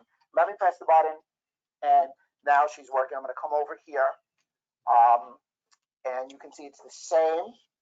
Everything looks about the same. So again, I can decompress her. I can stand with this one. We can go in a supine position with this one. And I want to show you one advanced move. So here we have the FX635. Here's my lovely PL Touch, which we have been showing before and putting on great example display. So I'm going to turn it on, and in that, I am now going to do this and this. I'm going to get it in a popliteal fossa. The only problem by putting it in a popliteal fossa on this table is that it moves down. So now I'm holding it in a popliteal fossa. With me holding it, now I'm getting the lower back and everything going down. This is an advanced move, getting right in the popliteal fossa. Great little move. Just do a minute of this in addition to the lower back, or put a stand, or I could elevate the table and walk away. Now, if you don't have the PL Touch, but you do have a base station, which will have 2 accelerates, let me turn the accelerates on for you and get you right in there. So now you've got what? Look, you've got the lower back with everything in the popliteal fossa. Popliteal fossa, you got the sciatic nerve, artery, vein, caboodle right behind the back of the knee. Again, I could elevate this up. By elevating it up, I could just have it and hold it right there. I don't need to be in the room. So here's another option. Here's my second FX635. Like I said, both of these babies are moving all day long. Makes life real easy. We'll see you next. I got one more video for you. Well, I wouldn't say that I have one more video. I have a couple more. I added a couple in last night, but I'd like to go over the FX635. So it originally had an FDA clearance for plantar fasciitis. Then it got one for chronic lower back. We now, since July of last year, have an FDA clearance for relief of chronic nociceptive musculoskeletal pain, full body. Interesting. It was a double-blind placebo where there was 255 patients. There was a 49% average pain reduction post-treatment.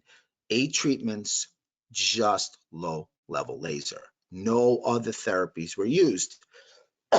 When compared with JAMA 2018, 119 patients, there were multiple adjunctive therapies used. However, they also were taking opiates. Over a 12-month period, not a 1-month period, but a 12-month period, they had only an increase of 20% because the opiates pose an issue.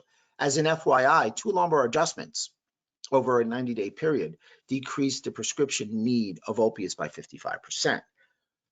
In addition to that, the same dynamic was done with non-steroid anti-inflammatories and implemented adjunctive therapies. Non-steroid anti-inflammatories do decrease pain, but they impair healing. NSAIDs don't allow for any healing. Therefore, I strongly recommend everybody trying not to recommend NSAIDs, and low-level laser in a month period decreased the pain by 49%. So clearly, laser on its own works better than, unfortunately, in this study, implemented therapies with NSAIDs and pain opiates. Imagine if you added the laser with our physical therapy and chiropractic treatment. That is the 635. Here is the drop. So when you look at these particular or this particular graph, you see the placebo group almost came back to normal, which is typical. You know, placebo brain is a powerful thing. But as you go on and you look at the group, the test group, it just keeps getting better and better and better. Now, what you really want to note is that center point, that test group was post-procedure week 4 was still improving, post-procedure week 8 improving. What I'm noting is that a visual analog scaled rating very simply stated that after the treatment, people continue to get better. So they did a post-study in this, and this was a 12-month follow-up. The original study had a pain duration of 97.8 months. Pain scales continued to improve to 17.5% from 12 months post without any additional treatments. So people were almost 18% better 12 months later with no treatments. The body, once put in motion to heal, continues to heal at an effective rate. The laser not only works locally, it works systemically, and it continues to work for a period of time. So I'm going to teach you guys how to brace in this one. Bracing is a critical element. We're going to go over by about 15 or 20 minutes, and then I'll answer all your questions. Please, like I said, have some patience. You're really going to enjoy the next 20 minutes of material. Now it's time to show the patient on how to brace. It's a 360-degree co-contraction. So I showed it two different ways. What I found that the most effective way is I'm going to put my fingers, my pointy fingers, unfortunately for her, right into her oblique area and just press against me. So when she presses against me, she now has that brace. Because when the obliques contract, you know you're getting the whole course of the 360 co-contraction. Great move, something that everybody should do before any abdominal core exercise, something that should be done after a multitude of lower back injuries. So brace again, and I'm just going to take the laser and I'm going to just laser her core so she gets a better contraction. So now I'm going to talk about a plank, and this will be the last rehab video that I show you. I'm just going to show you one video in concussion again to reiterate what we talked about earlier. Planks are exercises that I recommend. And now what you're doing is you're seeing, I've done some webinars on exercise and its synergistic value with laser. These are just two isolated exercises that are critical for overall health and activation of the lower back. Hi, we're going to do some rehab now. We're going to start with the front plank. The front plank is a very basic, useful exercise. It is for everybody's fitness exercise, and it can be used in everybody's rehab armamentarium. So right now we're going to have her get into position. She's going to be on her elbows. She's going to brace her abdomen, and she's going to just drop down a little bit. Great. Lock her core in, lock her glutes in. So it's not just about the core. It's also about the glutes, the core, and the scapula being in one position. And then you just add the laser. I'm using the EVRL. The EVRL is a violet and red laser, like we've talked before, to get all the components of the musculature. I got her glutes, I got her core. I'm doing it on this side and here. And essentially, you always want to do core rehab post lower back exercise. Too many people don't address the core. Put them in a front plank, add the laser. Great takeaway. 3 sets for 10 seconds. The critical element is it's not a long lasting exercise. It's one that you want to hold for 10 seconds and actually make it about 3 to 5 sets. Great takeaway. So here's your core lock-in after doing a plank. So you saw two of the critical things that I like to do.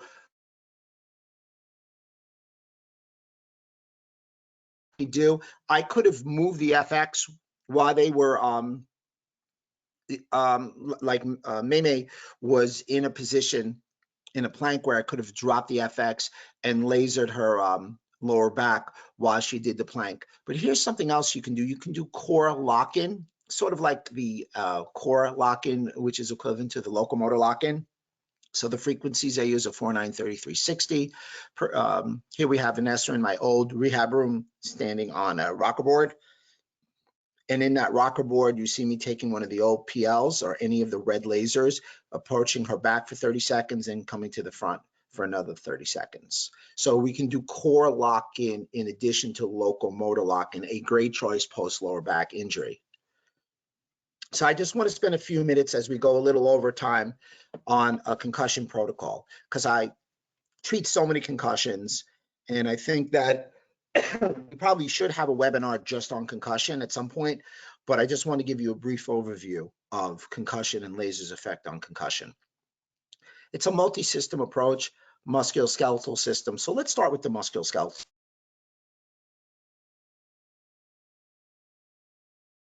system. Concussion is basically damage to the brain. It's not impactful damage. It's more of a shearing damage to the brain structures and the brain axons, much more commonly seen in women than men, believe it or not. Just recall, your brain is made of the consistency of jello. So it's 3 pounds of jello in the hardest bone in the body called the skull. So that shearing and moving around is going to tear axons and such.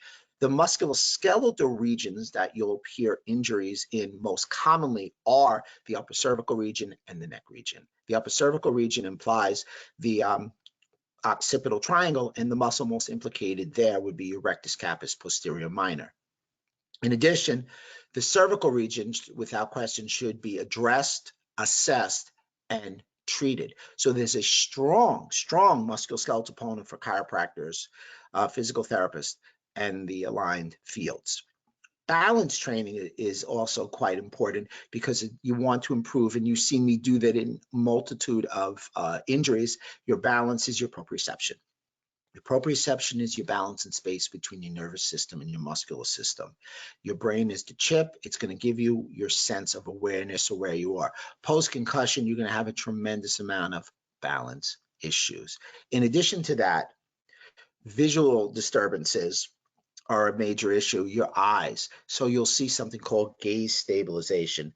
Gaze stabilization poses a major issue. So you want to always retrain by using the eyes. The most objective, believe it or not, test to ascertain if someone has a concussion would be to evaluate their eyes in a multitude of saccade pathways, anti-saccade, and the such. So we always want to retrain using visual information going in. Laser. Well, I'm going to go through a few laser slides right now, and I'll finish with the nutritional support for concussion. So the question is, there's Kate, is transcranial laser therapy effective in acute phase recovery TBI? The literature is without question stellar for using laser on the brain. Low-level laser therapy is effective in the reduction of pain, swelling, and inflammation, improving cerebral circulation. It may also significantly improve neural function, decrease lesion volume, augment cell proliferation, and even protect the brain against neural damage. So I always pose the question, is transcranial therapy efficacious in acute phase recovery post-TBI? Well, in this study, PLOS 1, 2013, low-level laser therapy improves neurological performance in TBI patients. It also can stimulate the growth of new nerve tissue, leading to neuroprogenitor cells, ultimately possibly leading to brain neurogenesis. Laser has also been shown to modulate and decrease oxidative stress and improve nitric oxide production. And finally, low-level laser has shown to downregulate pro-inflammatory microglial cytokine expression.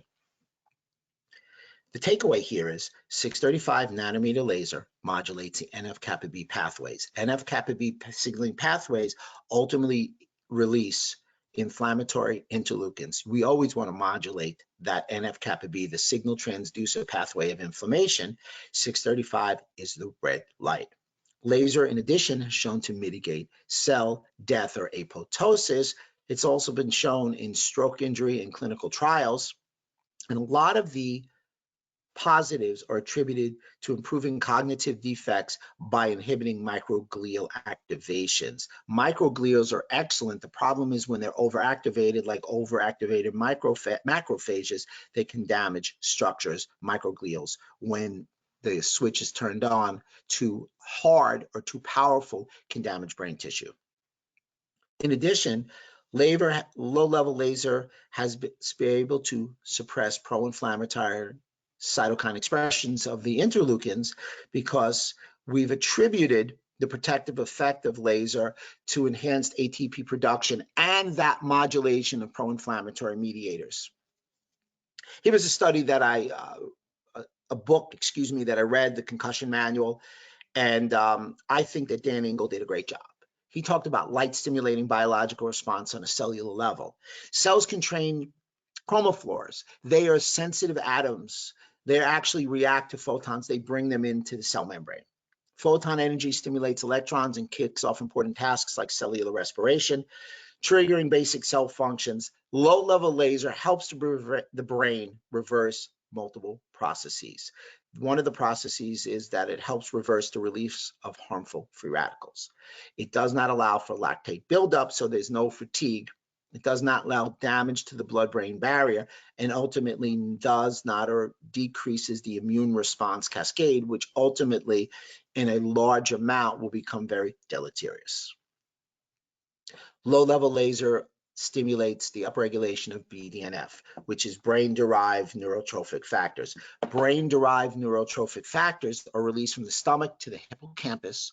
When they arrive in the hippocampus, they allow for brain neurogenesis. The idea of brain neurogenesis is brain nerves can mold, heal, and grow.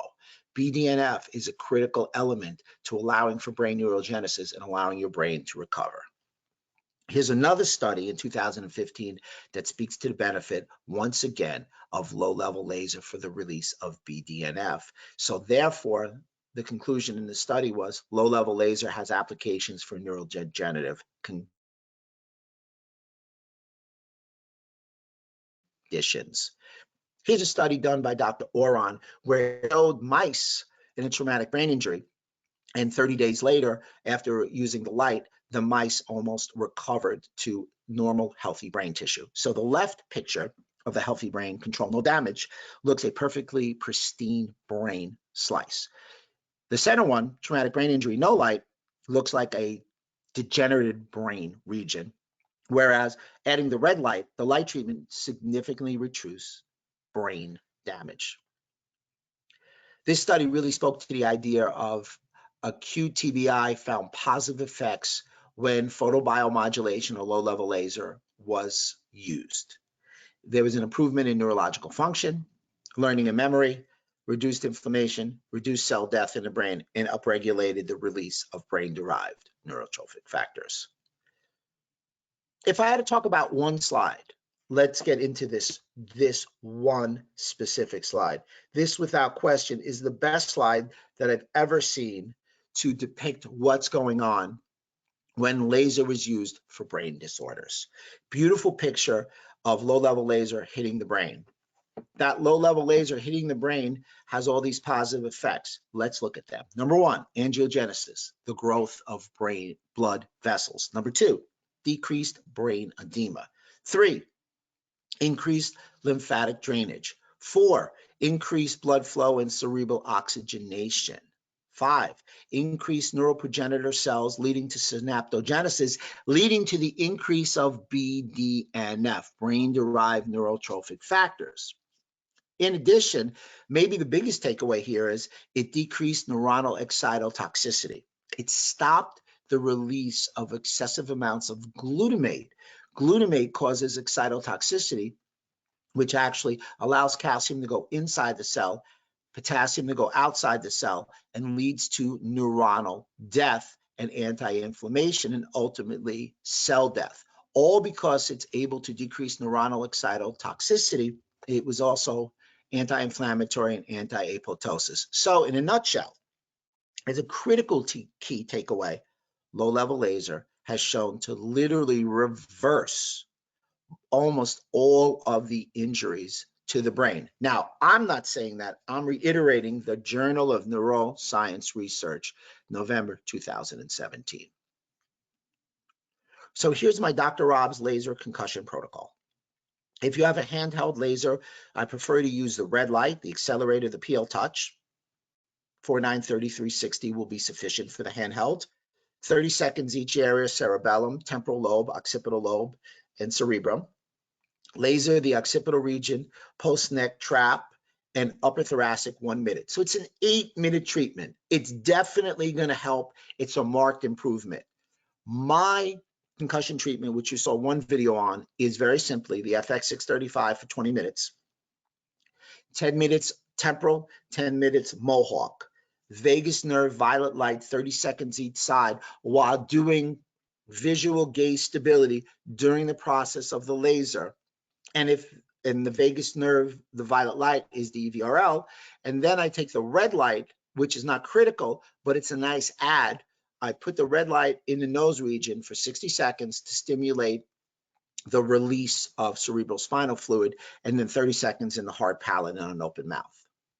So this is a 1-minute video talking about the FX635 for brain health. So now I have Olivia getting a brain treatment with the FX635. So there's 2 ways to do it. Way number 1, very simply, is I'm doing temporal. So you have 1, 2, and 3. We can easily switch it and move it, and now we go into what we call the mohawk position. So I'm just going to switch back to temporal so you can see her face and everything. We'll just keep it like that. I've created some space between some of the areas. I would definitely drop this down more if it was not being done for display. And the reason is I want you to be able to see the lights. I want you to see how it hits the head. So again, the way I work with the brain treatment is most people use 10 minutes. I prefer 20. That's just my little thing. So again, I'm going to do the temporal and I'm going to do the mohawk. Literature is really good on laser. It's really shown to have great clinical outcomes, help with the microenvironment, decreasing inflammation in the brain, also stimulating BDNF, brain-derived neurotrophic factors. Those brain-derived neurotrophic factors enable to have brain neurogenesis. It allows brains to rewire. So for me, BDNF is miracle grow. If your brains can wire together, they can grow together. It's a statement that I like to use. So here's a head and a brain treatment. Really find this extremely, extremely effective. Next video, you're going to see a concussion protocol. So now I'm going to show you the concussion protocol all by itself, segmented from other videos as we get towards the finish line. Concussion protocol.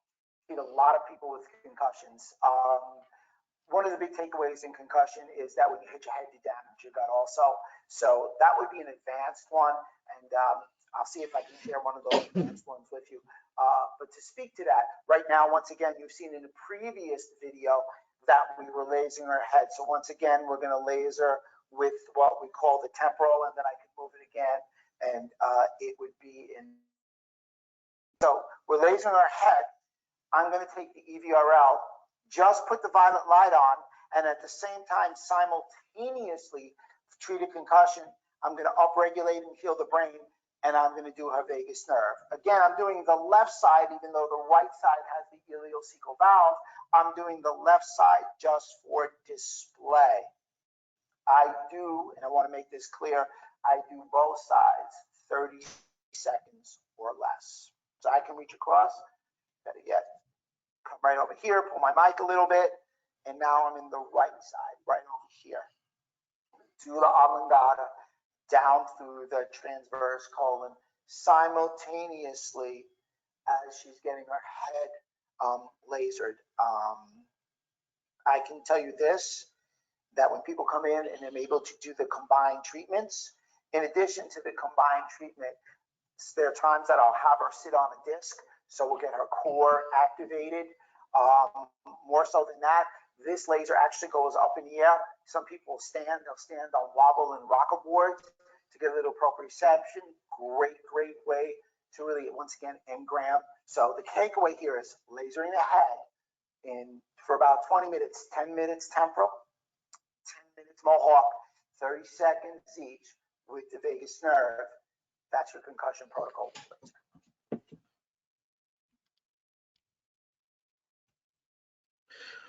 So you just saw it again. If you have any questions, we are getting to the finish line.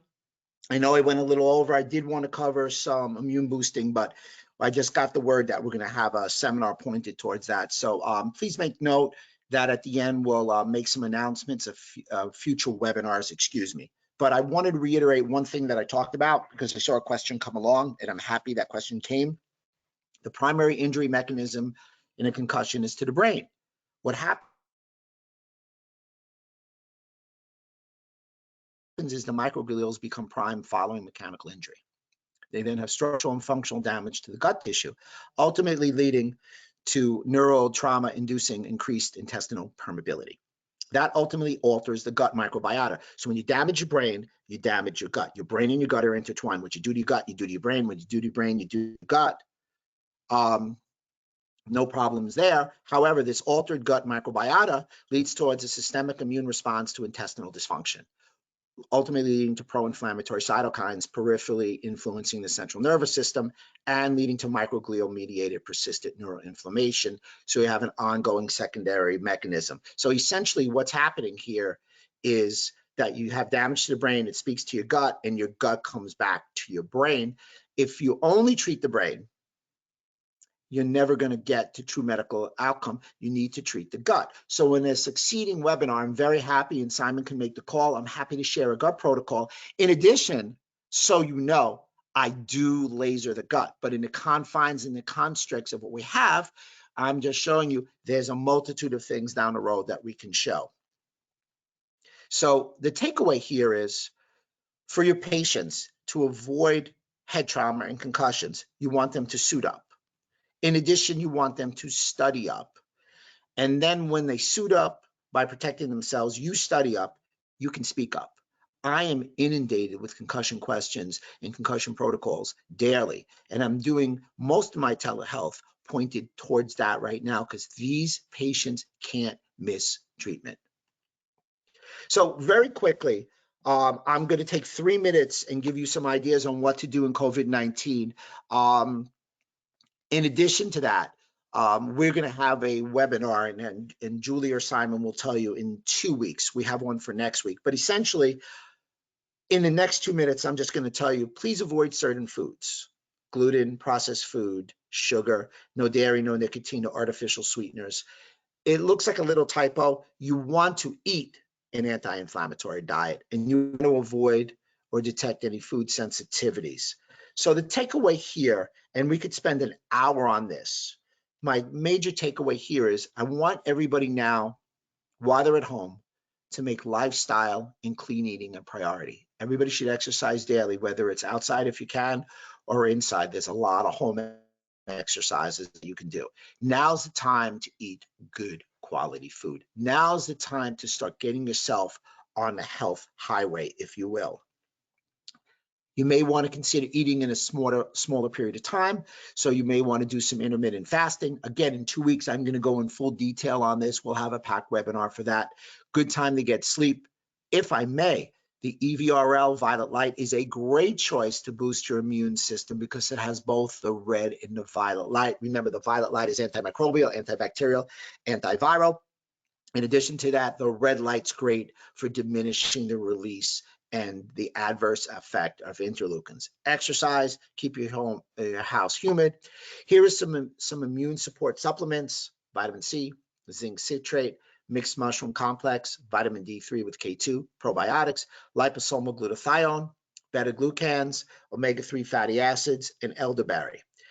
Now, why did I put that in? That's me last night. I'm home. I hurt my back. So you can see that I hurt my thoracic spine. So when I knew I had to close my office and go telehealth, as I said, I brought home my PL Touch. I brought home my base station. I can turn my webcam on at any time and show you that. I wanted to show you that I put in my basement. I made sure that FX was there, and I want you to know that I'm not just a lecturer, that I use it. And I showed you a nice little display on it. And I can tell you that I had a 30% decrease in pain. Unfortunately, my wife's not a chiropractor, so that was the best we could do. And believe me, having an FDA cleared laser on an injured area when you're home listening to a particular tape is great. So I'm not just a lecturer. I made sure I have it. It's in my house. So please keep an eye out for my upcoming book. Simon was nice enough to share it with you. It's the Superhighway to Health, 7 Steps to Optimizing the Gut-Brain Connection. It's all about the gut to brain axis and the brain to gut axis. It should be out between August and October of 2020. So what's next? Next week, we're going to talk about an hour. It will be an hour in webinar on enhanced sports performance with low-level laser therapy. It'll be on Thursday, April 16th, 2020 at 2 p.m. You will probably be getting an invite by tomorrow. I'm making up the outline for the invite now. Please tell all your friends. Please have a hold the date. I hope to see you all there. I'm going to get to one quote. Sir Oliver Wendell Holmes once said, "The mind once stretched by a new idea never returns to its original dimensions." So before we get to questions, if anybody wants to get in touch with me, I'm always available. Here's my website. To reach out via my website, there's email there. My Facebook is Dr. Robert Silverman, as well as my Instagram. Every day, Eastern time, 1 o'clock, we're doing a health update. Many of those updates include low-level laser. And in addition, I invite my clinicians to my Facebook group, which is the Mastermind Laser Group. It is growing. We're going to limit it to a certain amount of people and may make an A and a B group. Right now, it's growing like wildfire. So having said all that, I think it's time to ask some questions. And I actually read one or two questions. And one of the questions that I saw before we bring Julie or Simon on was somebody asked, why is it important that the vagus nerve is an immune? Great question. So one, the reason that the vagus nerve is so important, it decreases peripheral inflammation. So we've seen so many people talk about the laser in the upper respiratory, especially the violet light, and that's great. But the big miss was the vagus nerve. The vagus nerve decreases peripheral inflammation and increases the communication between the brain and the gut axis. 80% of your immune cells are in your gut. It's where your macro and micronutrients are absorbed. So for me, in addition, vagus nerve is a critical element. There was another question that I saw before I bring Julie and Simon on that was very interesting, and they asked, which laser is, and I've said it, which laser do you lean towards? Well, in a handheld, I always lean towards the EVRL. All of them are great. They're all based on science. They all have FDA clearances. I lean towards the EVRL for the simple reason the addition of the violet light is a critical element. You get the combination of the violet and the red, so you get the balance in the autonomic nervous system. You get the violet light, which is antimicrobial, antiviral, antifungal. You get the violet light from my vagus nerve stimulation. And of course, I like the FX635. Obviously, I thought enough of it. I made sure I carried it into my home, down the flight of stairs to put it in my basement so I can treat myself. So at this point, I'd like to bring back Simon and Julie. I know they have some questions, and I'd like to answer them. Brilliant. Thanks a lot, Rob. There's one question that has come in, which is there any research on the laser's effectiveness for lung infections? And there's a little IE coronavirus. All right, so we have to be very cautious when we talk about the coronavirus, because coronavirus is and I do not have allergy. Thank goodness. The coronavirus is a novel virus. So at this point, to say anything rids us of it would be inappropriate to say on a public forum. However, I strongly recommend people using what we talked about, in that using the laser to help your immune system, changing your lifestyle, eating better, exercising. All these things go together, because what's the biggest problem with the coronavirus? Those who get it have different reactions to it. 25% of people with the coronavirus have no symptoms, most of which have a perfectly functioning immune system.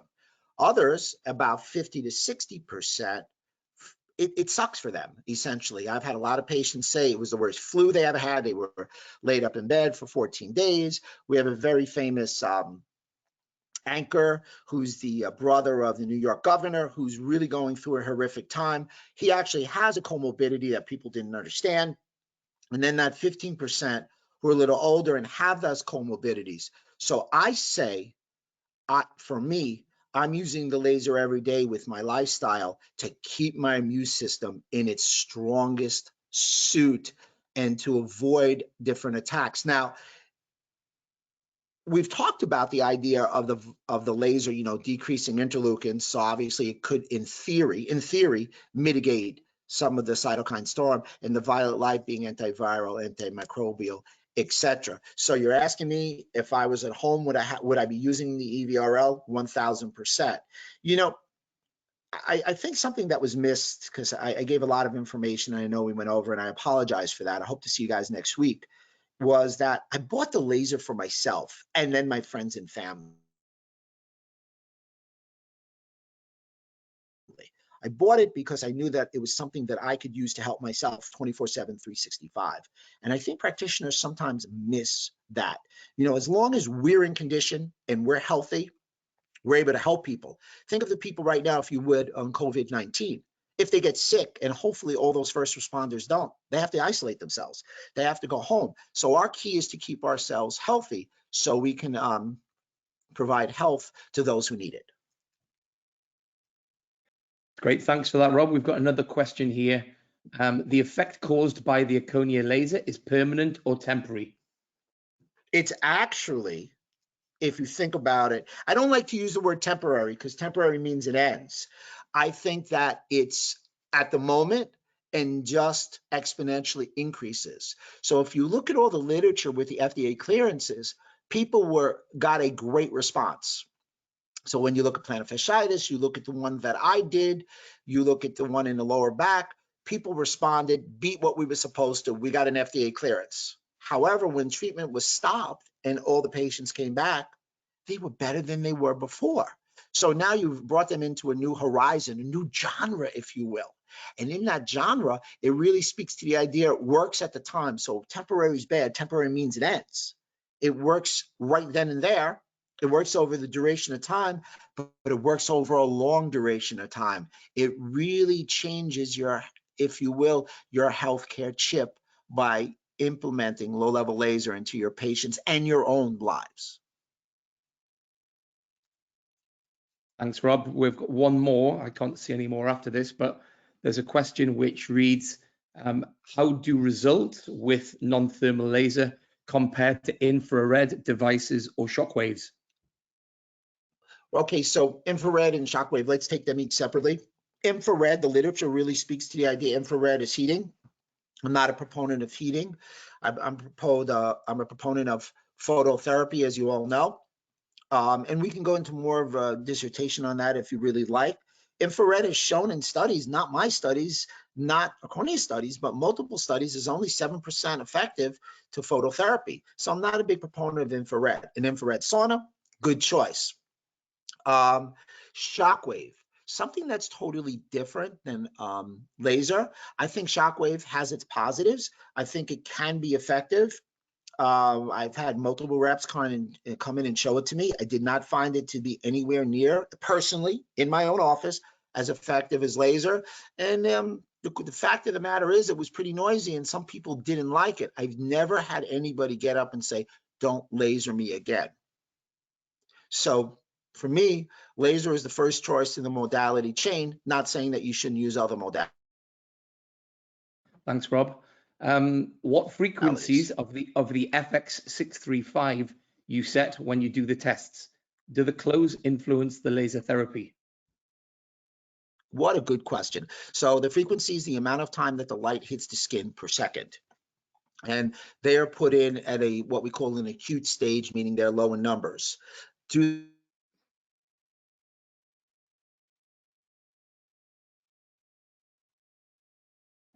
billion photons being sent out via the laser. In that, all you need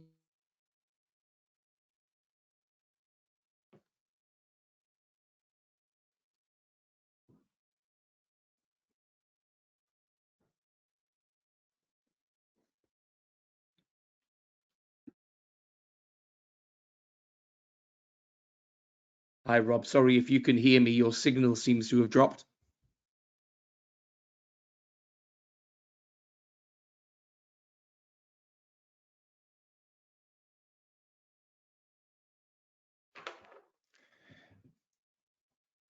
Hi, everyone. Unless Dr. Rob comes back on, it appears his Wi-Fi signal has dropped.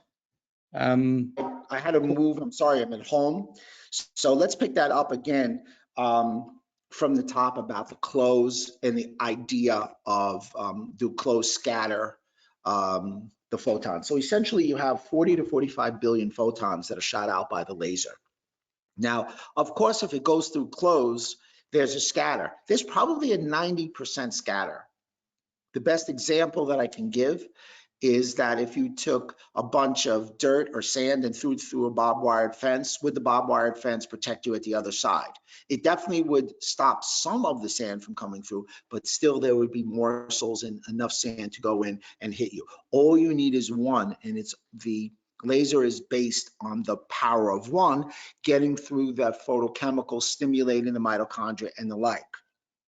All the studies that we do, for the most part, were done through close.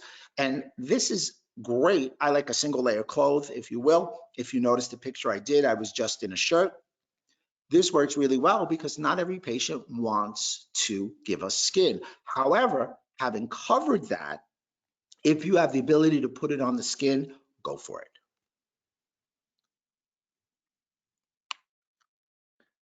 Brilliant. Thank you, Rob. I don't think there appears to be any questions. If anybody else has any more questions, will you please type it in now?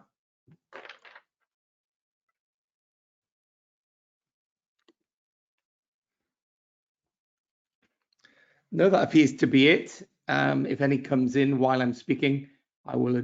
Oh, here we are. There's one actually starting to be typed, but it's not finished yet.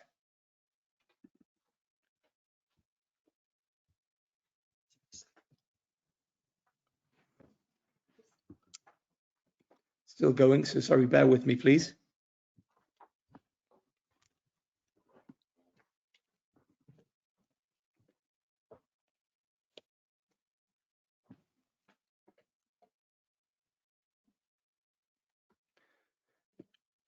Actually, while the question's being typed, Rob, I have a question. How easy did you find it to integrate the lasers into your practice when you first became involved with them? You know, and I think that's a superb question in that, you know, integration is critical. If it were difficult, I may have not done it. It is so easy. So without question, you just turn the laser on, you press power. I'm not trying to be funny when I say that. You load up the frequencies. The science is in the laser. You press start and you point it at the patient, and the healing begins. So the integration is without question maybe the easiest. It's not heavy, it's not big. If you can use the FX, it rolls. The handhelds are a pound. So the ability to integrate it right away. So I'd like to expand upon that a little in a chiropractic setting, let's say. In a chiropractic setting, doctors are afraid that it's going to slow them down, and it won't, because you can use it for 5 or 10 seconds in an upregulation. You can also put it in a stand and leave the room and have the patient get a laser shower. So you can use it while you're doing your hands-on treatment, or you can do it while you're in another room with another patient and they're getting what we call a laser shower. Laser works best at a starting point with what we call a point and shoot. So the integration of the laser is very easy if it's effortless.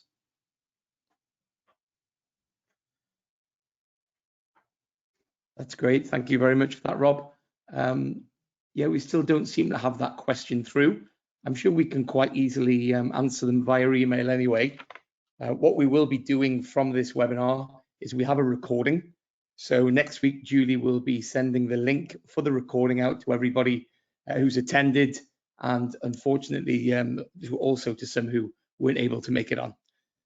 So I'd like to thank Dr. Rob for actually hosting the webinar.